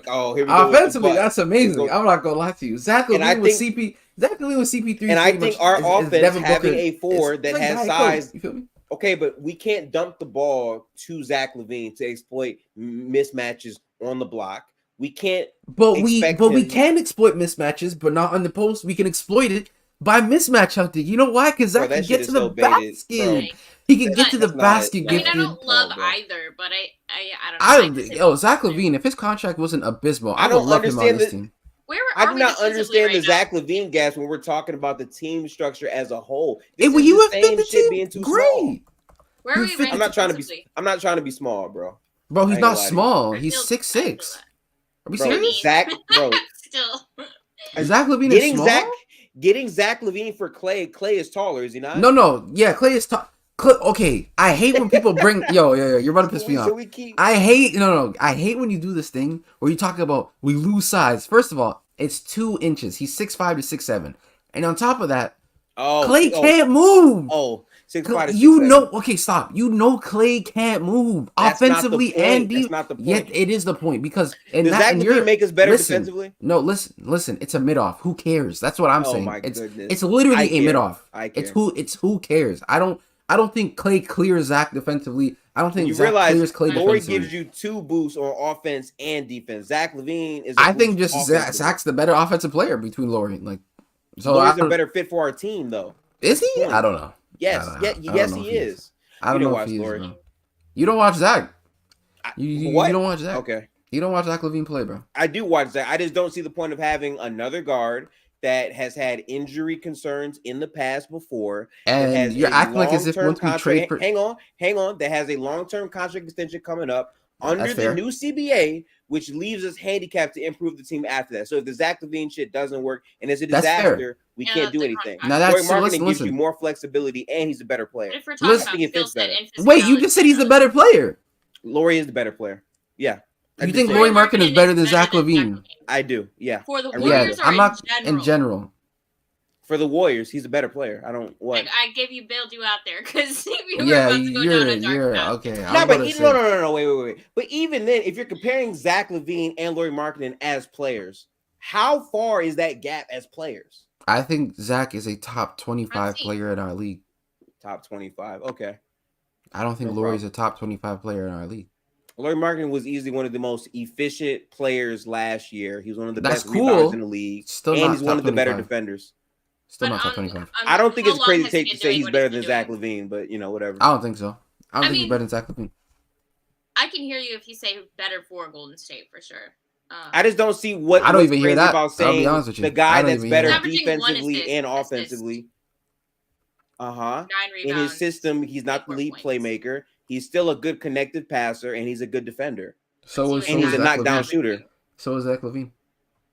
Zach LaVine's a good defender? Okay. Zach LaVine with that Warriors starting lineup, I promise you he'd do better than what Clay was doing. Bro, KD is disgusting, man. I guarantee you. Okay. Do you not see what I swear we don't watch it? Do you watch what Clay does defensively? Literally. Bro, I'm not who is gassing up Clay defensively? He stinks. I promise you Zach LaVine would do. Am I arguing for Clay right now? I don't think I am. You're making no points right now. Bro, and then from an offensive standpoint, you're getting a person who's a consistent 20-point per game scorer like Lauri, who can create on ball, dribble to the paint, actually, be able to attack a closeout, get rim pressure, and get to the line, while also still being a good movement, catch and shoot, and off dribble shooter as well. Playing alongside either Steph or CP3. I'm not relying on when we play teams that know how to play gaps. LauriMarkkanen is gonna struggle. I've watched him play against gap defenses before. He operating in tight spaces is not a strong suit for him. So I'm sorry, and I know what you're thinking. With Clay and Steph on the floor, that shouldn't be an issue. Niggas is playing off of Clay, especially in the postseason setting. I would too, because he can't shoot in the postseason setting. So we understand that, all right? Okay. And then on top of that, Zach is just, bro, I understand the contract stuff, but from an offensive standpoint, come on, Gifted. Come on, man. You're not thinking about the full picture, and that's fine. No, I understand the contract. Now, the contract and that. You like flashy guard that can shoot and do X. Flashy guard. No, I like guards that can drive. Zach can do that. Yeah, that's what I like. I mean, it's unlikely we'll get either. So Yeah, that's depressing. That is But- true. We're gonna be with. But it's who more likely to knows? get Lauri than Zach LaVine. If It we're is- being yeah, quite that is honest. true. There's We no will- way we'd ever don't- get Zach LaVine. We can't afford him for one, and it's just never. I don't even gonna think we should trade for him if we had I don't to. think Hey, we should trade for Zach LaVine in the first place. I don't Yeah, me like neither. that fit. Okay, I don't like the fit. Is crazy. That's just don't. him hating. There's no reason I why think Gifted wouldn't like the fit, but okay, I guess, bro. Thank you, Ladarius. A 7-footer who makes less money and offers more to our fit on the team. Man, come on, bro. What redundancy? How can we see redundancy when we don't have it? How? We don't have I did that. not. Okay, I did not know that KB really wanted to see Chris Paul, Steph Curry, Zach LaVine lineups. You can go ahead. You can go ahead That's with just that. not That'd be a Bro, great but lineup, my right? thing is, how is it redundant if we don't have it? We How only is it have redundant guard. if we don't have it? What do you In mean? terms of what we need, is that not redundant compared to getting more size, more No, length? it's better not redundant defense? because we don't have it. Gifted, we Okay, don't have sure. it. What do we have that he brings that's Bro, redundant? if you're trading Klay Thompson for Zach LaVine, you're getting the shooting fixed. You're getting a closeout guy. Sure, I agree with that. But in terms of what the Warriors need, we Why are need you stopping there? size. Why are we you need stopping there? length. We need defense. We need Why are you someone that can stopping attack there? closeouts. Lauri does all you're these nasty. things at a You're cheaper deal. nasty. That- You're nasty. That's not You're nasty. nasty. That's You not just nasty at all. He stopped at shooting and attacking closeouts, chat. I just want you I to did. realize that. I literally did not. I literally You named stopped other there. things, but you don't want to listen. What did because you? like No, Zach no. LaVine. You talked about You like size your and little guard. no. like You your little talked guard. about size and length for the Mhm. defensive side, which is fine. But you Mhm. stopped talking about what Zach brings from an offensive standpoint. I You just didn't. talked I about- literally said Zach can break down the offense. He can attack closeouts. He's more athletic. He can shoot the You ball. didn't say those. You off the did not bounce. say those things. You just said Okay. size. Okay, You let's no, move not on size. because this is kind of pointless, and we're Yeah, not moving on. exactly. Gifted hates Zach LaVine, guys. I don't hate Zach LaVine. I just think for you to look at Zach LaVine and just ignore the injury history, ignore the contract length, and still say I like We Zach LaVine ignored better the than injury Lauri, history when between even from a GP2 and basketball Otto sense, Porter Lauri Jr. fits better. I don't understand you right now. Bro, Lauri fits I the feel like team as so if much better. injury-prone players don't come to this team. Dario Saric has looked healthy and fine. GP2 has looked healthy and Yeah, fine. but Otto his Porter Jr. looks contract healthy and isn't fine. Anywhere near. No, just the go ignore the 4 years. The contract is fine. I agree with the contract. I 100% agree with that. But acting like as if players who have not come to the Warriors, who have been injury prone before, have not had their healthiest seasons with us. Well, let's be real, guys. Come on. Yeah, bro, you know tweaking what I'm check. saying? Like, But tweaking not chat, gonna yeah. happen. Okay, so Yeah. the title of this show today that you guys have all Mhm. joined is why Steph Curry is the most disrespected superstar. So I want to give you each a minute or two to kind of give your thoughts on that, and then maybe we can have the chat share their thoughts on why they agree or disagree. Because I think this could be a heated topic as far as Steph fans we're a different kind. I get it. Like a lot of people don't agree with us, but I think we have a pretty good case for why Steph is the most disrespected superstar. So, KB, do you want to start on this? Give your thoughts. And we need a good case for this because people are going to bring up, LeBron and all the other players. So let us know. yeah, you can't be disrespected when you're the face of the league, man. I don't know what to tell you. LeBron is still the face of our association. I hope y'all know that. But That's I think it's weird. I don't think Steph is the most disrespected superstar, but I think he's a disrespected superstar in terms of, I was about to say in terms of respect, but when we're talking about a guy who this far this season has been playing phenomenal basketball, he's on a streak right now where he's hitting. I think he's on a streak where he's hit 4 or more threes in each of the first 9 games of the season so far.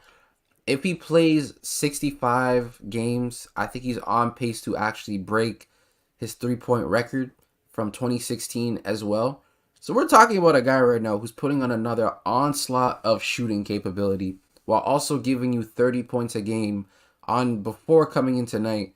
I mean, not tonight, yesterday night, on 70 true shooting, who was leading the league in true shooting percentage in terms of volume scores, who is still a great playmaker on and off the ball, who is still a great passer as well.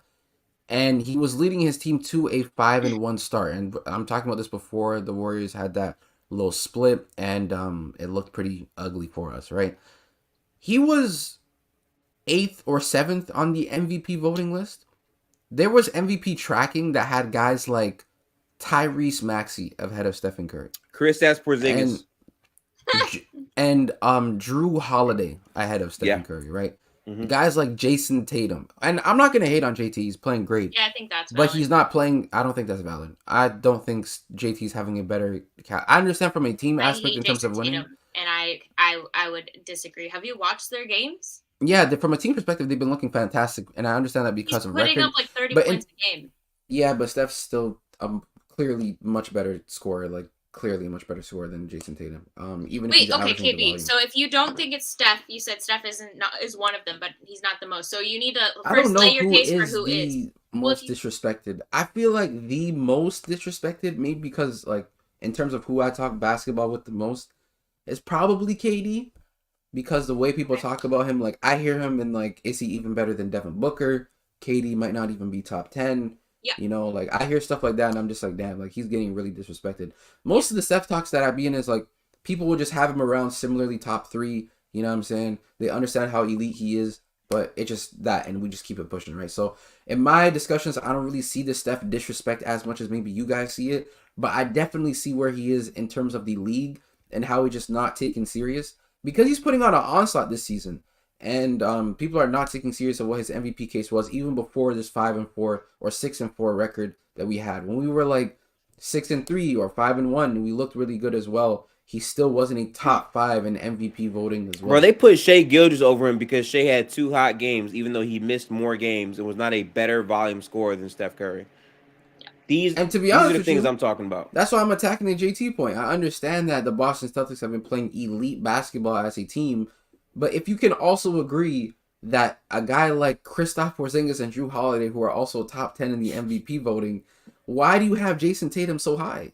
Like, if you're already, like, that just doesn't make any sense. We're just splitting votes in 3 ways at this point. So it just doesn't make sense for him to be that high.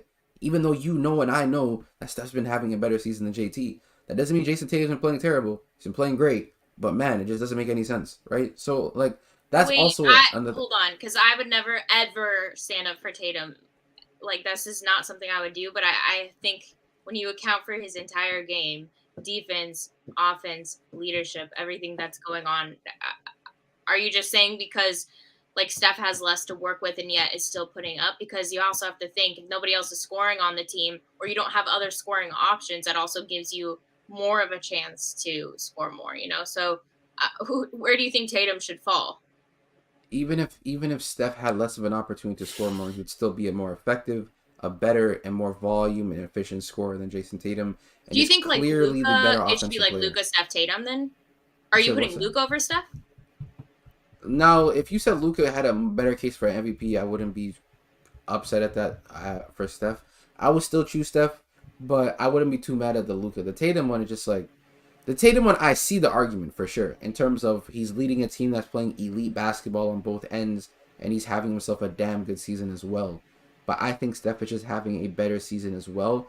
And when Steph was also like had a much better record than the 6-4 record, he was still considered worse than not even like a Jason Tatum, than a Tyrese Maxey and the Drews and Kristaps Porzingis, like, which is just crazy. Like, if you want to argue JT, I guess, but I still think Steph has a better case for an MVP during that time period than JT, in my opinion. But the disrespect is crazy, in my opinion. I think the disrespect. I just think when you look at the numbers, like how Steph is starting out his season, he's made 4 threes in every single game, and he's shooting 45% from 3 on 12 attempts. Yeah. Before last night, he was 50, 40, 90. He's now 49, 45, 90. Still crazy numbers. Yeah. And 50, 40, we're seeing him do these things on a team where he hasn't had one other player score 20 points beyond Dario Saric. Like, I don't understand why we're so easy to say, oh, yeah, Tatum's better, when Tatum is not playing better basketball than Steph Curry. He's on a better team, and he's playing good basketball for sure. But 30 points, again, on 50, 40, 90 splits, when you're perimeter shooting, when you're averaging 19 points off jump shots alone, I'm just failing to see why that's not the better player. Yeah, I just think I'm only saying this because I agree with you. But the thing is, if Steph was in the same position, we would be fighting for him to be the top of the MVP list. What about Jokic? Are we just not putting him on this list? I think Jokic is the MVP right now. Yeah. So is it Jokic, then Luka, then Steph, then Tatum to you? I think I have Jokic, Curry, Luka, Embiid, then Tatum. Okay. Or maybe Okay. Tatum. I actually I might think not I would do have Tatum Joel over Embiid Tatum. over Tatum, to be honest with you.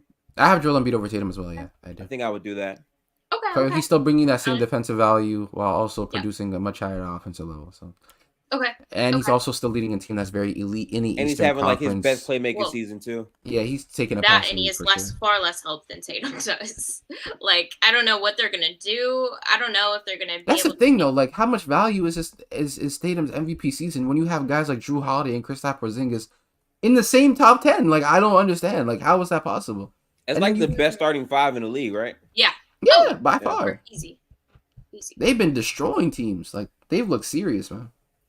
That is interesting when you have two of your other fellow players in the MVP conversation. I think that says a lot. And they put both of them over Steph. Like Like, how that is the definition of disrespect. When you're Well, that's saying, just the narrative they're trying to push. I mean, that's no, that's not a narrative. They voted. They Who, voted for that. Perkins, No, that was a like, that was a No. tracking list. That was a These tracking people list. that vote are like legitimately, yeah.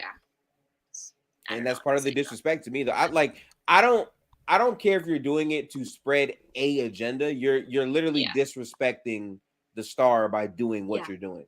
I agree. Okay, All right, Gifted. go ahead, bro. Yep, it's all you. What?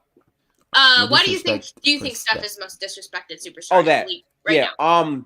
I think Steph is very disrespected. I don't know if he's the most disrespected. Sometimes I feel like that's other players, but for Steph specifically, I think he gets a lot of crap from a lot of people. But when you compare him to like other players, right? Like we're never asking for them to put another star next to Steph. But if the Lakers have a cold start, it's LeBron and Anthony Davis need that third star. We don't even have the second star, right? Like that's what Steph has been through. And in terms of how he's playing the game, I think he gets really underrated because he's a guard. And normally like the Giannis's, the Jokic's, the Kawhis, the Tatums, the Joel Embiid's, whatever, like they're just taller and they do other things on the defensive end. So it makes people really undervalue how good Steph is. But Steph has single-handedly re-evolutionized the point guard spot and is a big part of why basketball is the way it is because of his three-point shooting and the work he put in to be that skilled and that proficient. And I think we take it for granted. Like a guy shooting 45% on 12 threes, there are some teams that can't make 15 threes a night. And he's doing it like by himself on a roster that is severely handicapped offensively, where like his big is not a big who can jump 2 inches off of the floor, but is skilled enough to at least work on their game in terms of screen setting and, playing fundamental basketball. But in terms of like having like a true talent, like, can you imagine if Anthony Davis was on the same team as a Steph Curry? Just how much the floor will be bent. Like these are things that we don't often think about. And I think that Steph often gets pushed to the side. It takes a lot for him to be in some people's conversations. Like for whatever reason, Steph has to win like 70 games just to be a top 3 MVP candidate. When even last year, he was again 50, 40, 90 before he got hurt, but he wasn't in those talks. And the team was winning early on. Like I have issues with some of these arguments, but I don't think he's the most disrespected. I'm not even sure if I concretely can have one star player that is the most, but he's absolutely one of the most disrespected. 100% on that. Actually, I think what you said, KB, like I definitely hate on KD, but I also can appreciate what he's done. KD. I thought you said me. I'm like, huh? No. So I think KD definitely gets like the most hate, but I also think a lot of it's warranted. Somebody said Harden. We can get into that, but I'm so out on Harden. I'm so done. Here goes the don't Harden even hate, man. No. Really? It's the most warranted hate in the entire league, maybe ever. So Crazy. that I'm not gonna back up. And then Russ tank. Russ is always the Russ hate I don't get. That's just his game. That's who he is. That's one thing I do understand. Yeah. Oh, you do. And I stand by it. You get the Russ hate. Yeah. Why? 100%. I understand why. But you don't get the Harden hate. I get the Harden. I understand both sides. I just disagree with how it works. Now the Russ hate, I just do it out of banter. It's just strictly funny to me. Obviously, that's like hating on a player is just that's weird in not general. But like, intelligent to just banter for no reason, to have no like gain out of it's it. not That's just intelligent to do a trolling. lot of things in life, but unfortunately, we do it anyway. So I'm not gonna sit here and be the one and try to act Get like on his ass, Haley. Get on his ass. I hate on Harden too, and I don't even like the Harden hate as well. Like when people are frying Harden, I be frying Harden too. I'll sometimes fry off some of my own favorite players just for the fun of it, right? It's just fun to me. Sure, but I But mean, the Russ hate, I'll stand by. but I got why? you. Like you can't. You're just saying it, but like defend it. And if you don't The really reason believe it, then being don't why I defend it. stand by the hate is because of the fan base. And why I say this is because Gifted knows, being on that blue app that we do love so much, you see a lot of stan activity, even from my A own lot. fan base, right? As a person who loves watching Steph is my favorite player of all time. It makes it so hard for me to have Steph gas conversations with non-Warriors fans because they think that it's just going to be immediately Steph is above everything else, which to me, I don't think like that. So it just already puts me into a bubble of what they view me as a basketball watcher, right? Which is hard to come by. Yeah. Now, the Russell Westbrook discourse is so weird to me because when I say hate, I'm not saying I hate him as a person. I don't hate him as a person. Yeah. But what I hate is the fact that his stands will use anything as an excuse to like uplift his player. So Russ is playing well now before Harden came, and Harden came and now he's looked a little bit shaky. Man, why does Russ have to be benched? Harden should be the one that's benched. Russ knows how to play with these guys, yada, yada, yada. Again, illogical. Russ will play bad. Well, the pieces aren't well suited for him, yada, yada, yada, when it's been like that since he's gotten into the league. I don't know what superstar that you know that hasn't had to adjust accordingly to be able to fit well with other guys. Russ is the only guy I know where he'll be like, yeah, this is just my game. This is how I play.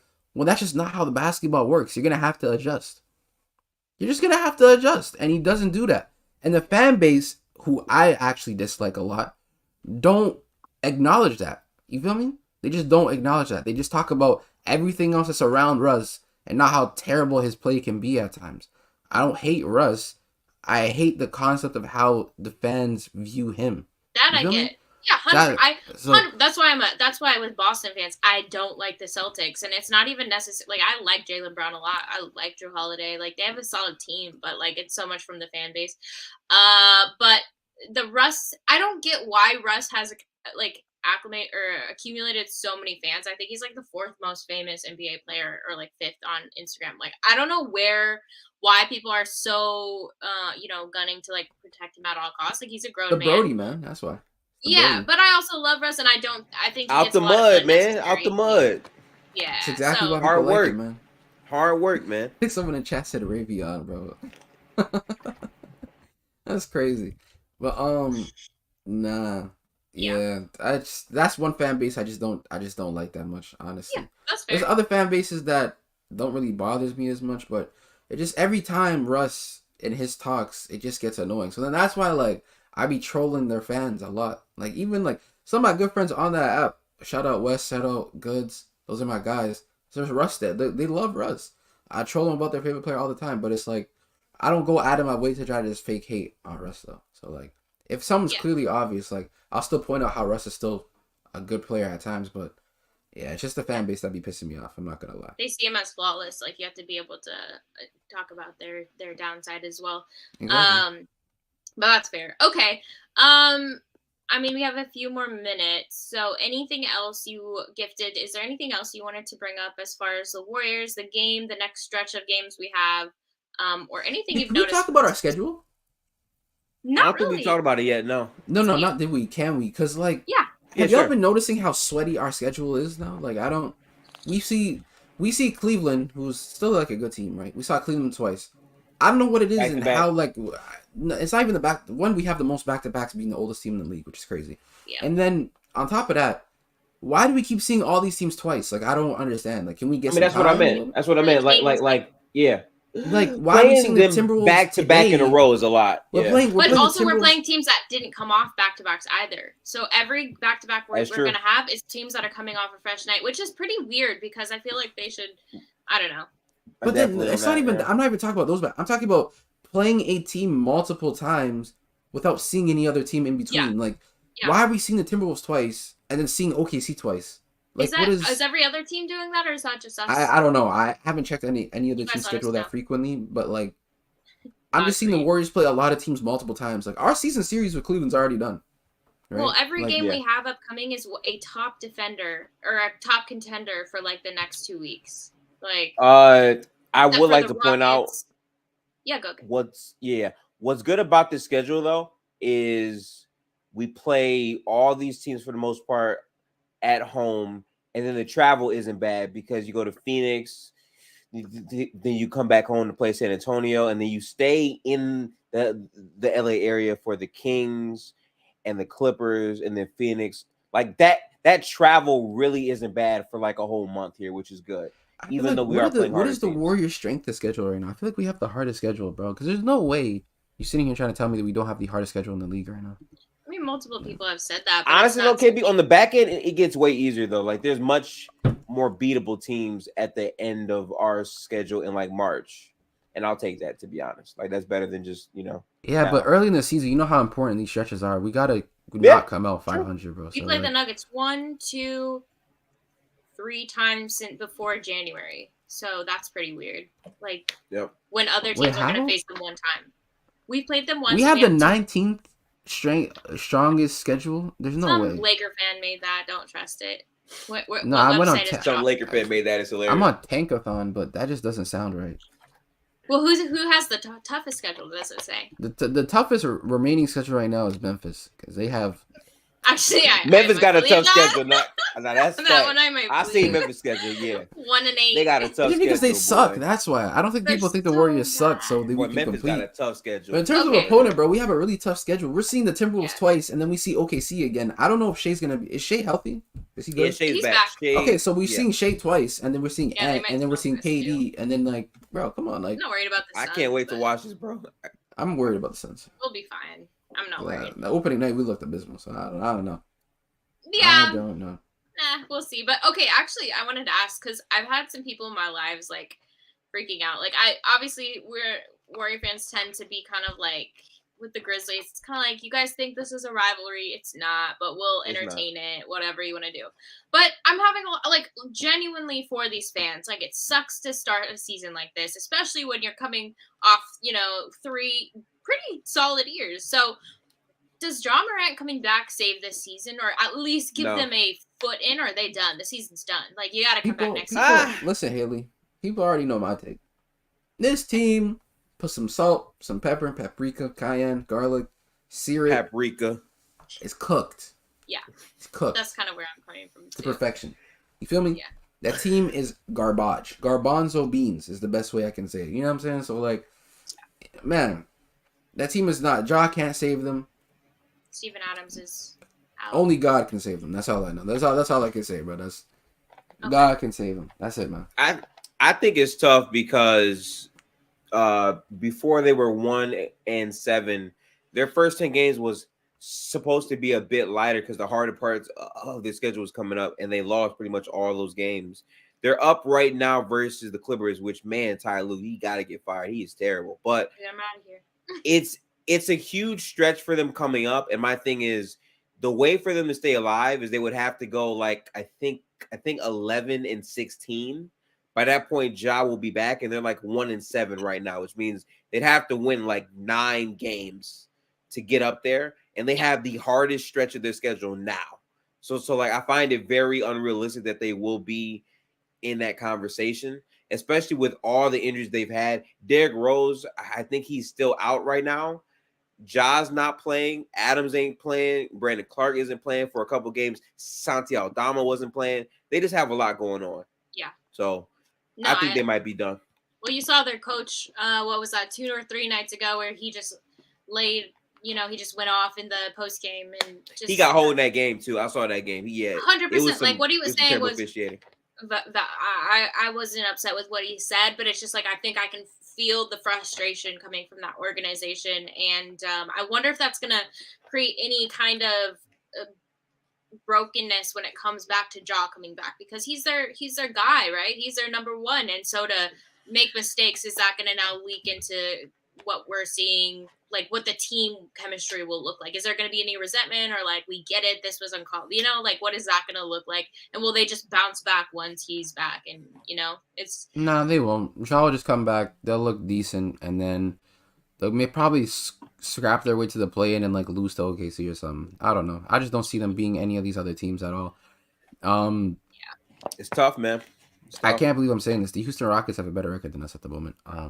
So who have they played though? the Lakers. I can't even use that. They played the Lakers and blew them out by 30. I did see that game, but the Lakers aren't. I ain't gonna lie, Rockets been hooping, man. Yeah, can we hate? Can we hate on the Lakers for a second, Yeah, bro? go for it. Listen, them niggas suck right now, man. I don't. Here go gifts in. Oh, KB hating on the Lakers. Oh, this is unusual. Okay. Anyways, like I was saying, the Lakers, they've been having a lot of injuries, right? A lot of the rotational guys are out. I understand. They are.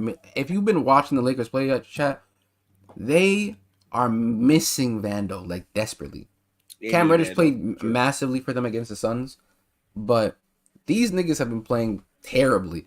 AD's not looked the same yet. Feel me? So, but he's coming off an injury though.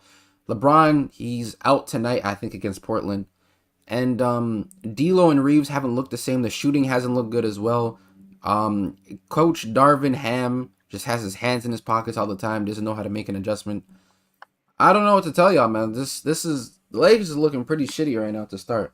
But so are a lot of the contending teams. The Clippers look bad right now. Phoenix, the Lakers, the Warriors. The only team that really look good, the only teams that actually look good are the teams that we didn't expect. Yep. The teams that we didn't expect to come out and look this good to begin with. So. Teams you didn't expect. You expected the Dallas Mavericks to come out the way they started? Not the Mavericks. I told you about the Wolves. Yeah, okay, all right, nigga. You expected the Rockets to come out. You expected the Rockets to. Yeah, you did. No. But why you hyper fixated on one team though? Yeah. Did you expect the Houston Rockets to come out the way they did? Did you come? Did you? No, sir. No, I didn't laugh at you with the Timberwolves. I understood that take. Chat. When did I laugh at him about Minnesota? Most people were out on the Wolves. The Wolves. What you mean the Wolves? No, I understood the Wolves take. The only reason why I was a bit out is because of the cat situation, but they've seemed to suppress that issue, so it's looked fine. So I'm fine with the Wolves. Like, but the problem is, do you believe in them, KB? Though, like, do you think they have a real shot?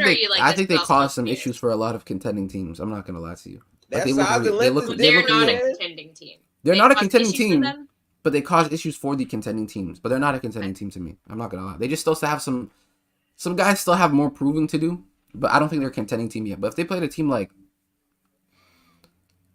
the Lakers, or if they played a team like the Nuggets would still beat them, but they would give the Nuggets problems. They actually matched up, even though they matched up really well. Yeah, I think they're one of those teams that just you don't want to see in a 7-game series because it's going to be annoying as hell to play. You feel me? That's just like they're one of those teams. But Gift are trying to get off this take that like he's seen the Dallas Mavericks and the Houston Rockets doing what they did is nasty as hell. It's nasty as hell. We're talking about one team that he predicted to be playing well, which is fine.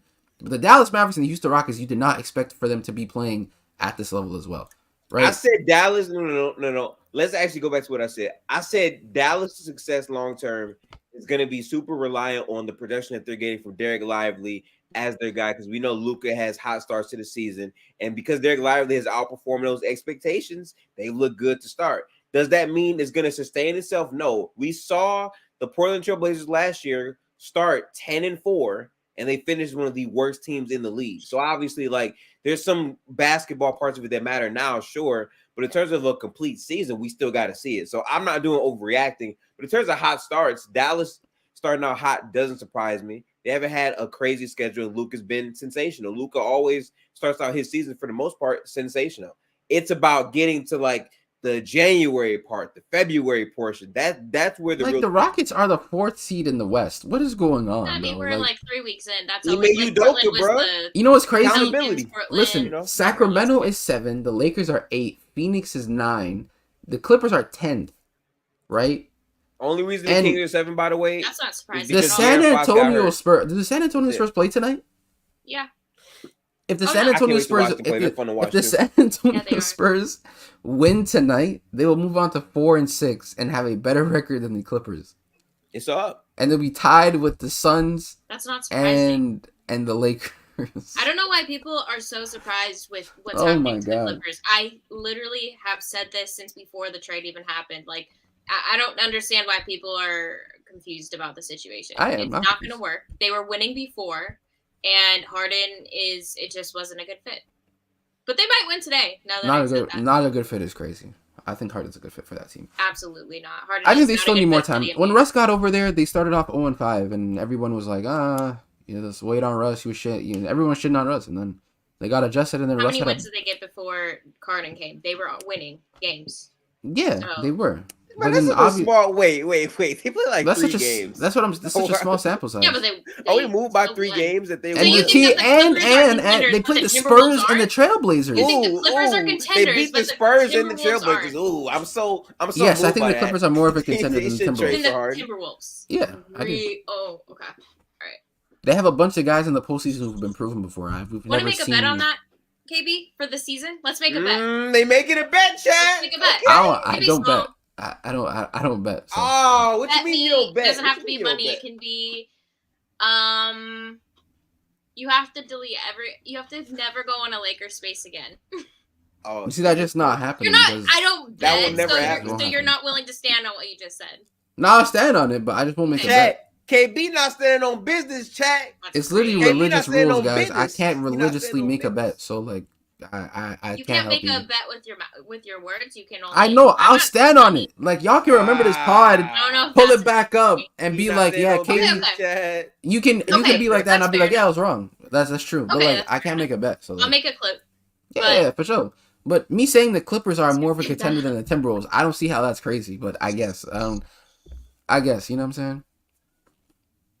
We'll see. That's crazy. Okay.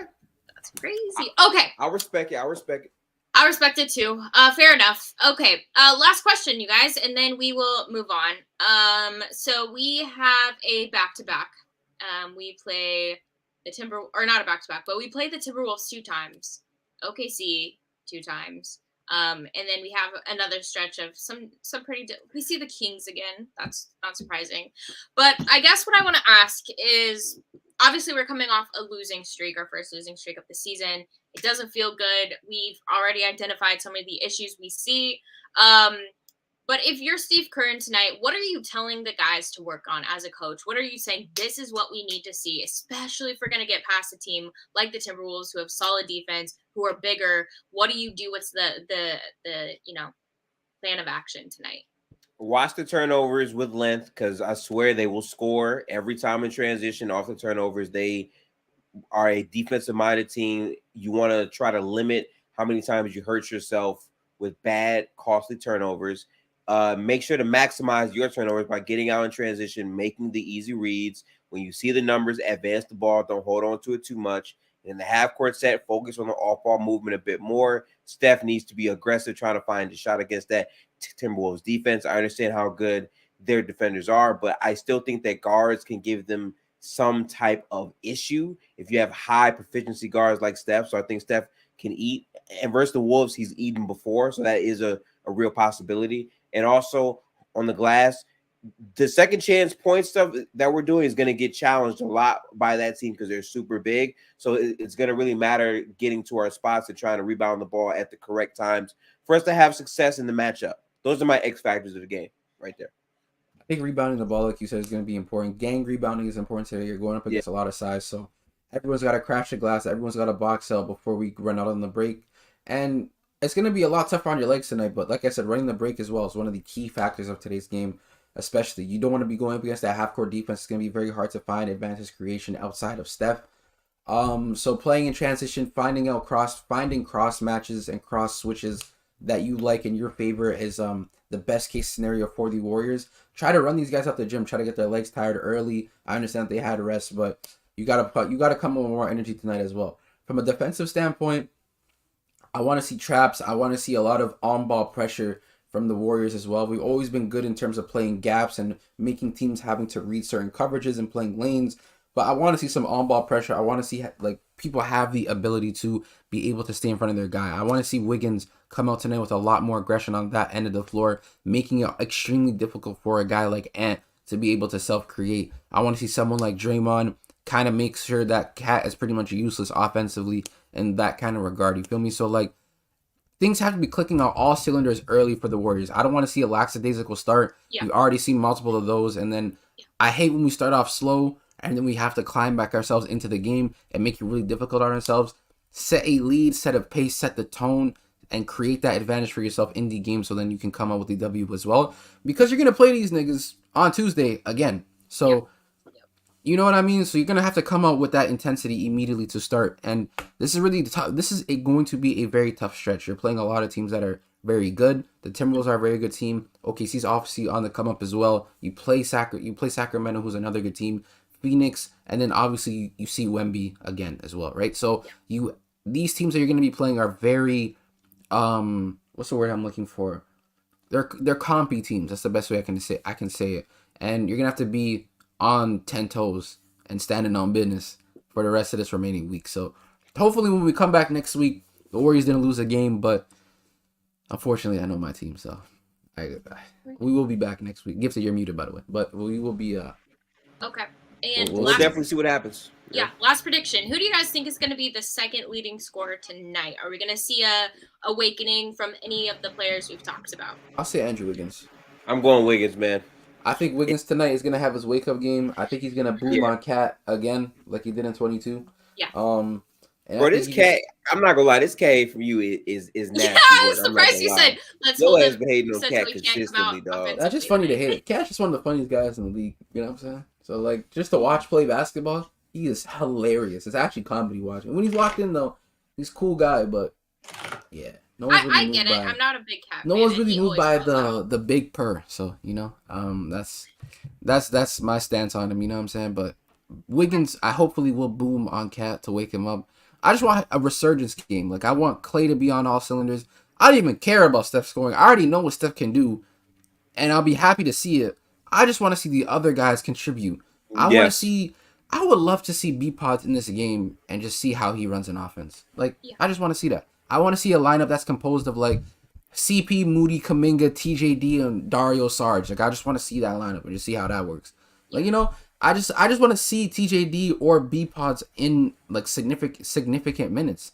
Because if you're keyed in on these guys, you're going to have to be playing them. You can't do this thing where it's like, we want to do the 2-timeline thing, and the second timeline is not being played. So it just doesn't make any sense, right? So I want to see some of those guys play tonight as well. And I'm excited, bro. When is the game? 8:30 tonight? Yeah. 8:30 tonight. We up. Make sure to tap into the halftime spaces and also the post game spaces. Me and KB should also be streaming the games live and playback. Haley, are you gonna be here tonight? We'll see. But I'll probably try to come for at least halftime. So yeah, definitely come through to that. Should be good. And let's hope we can get this win tonight, you guys. It's we need it. We desperately need it. And go Niners. All right. Bye, you guys. Appreciate y'all for coming through. Peace. Peace out, people.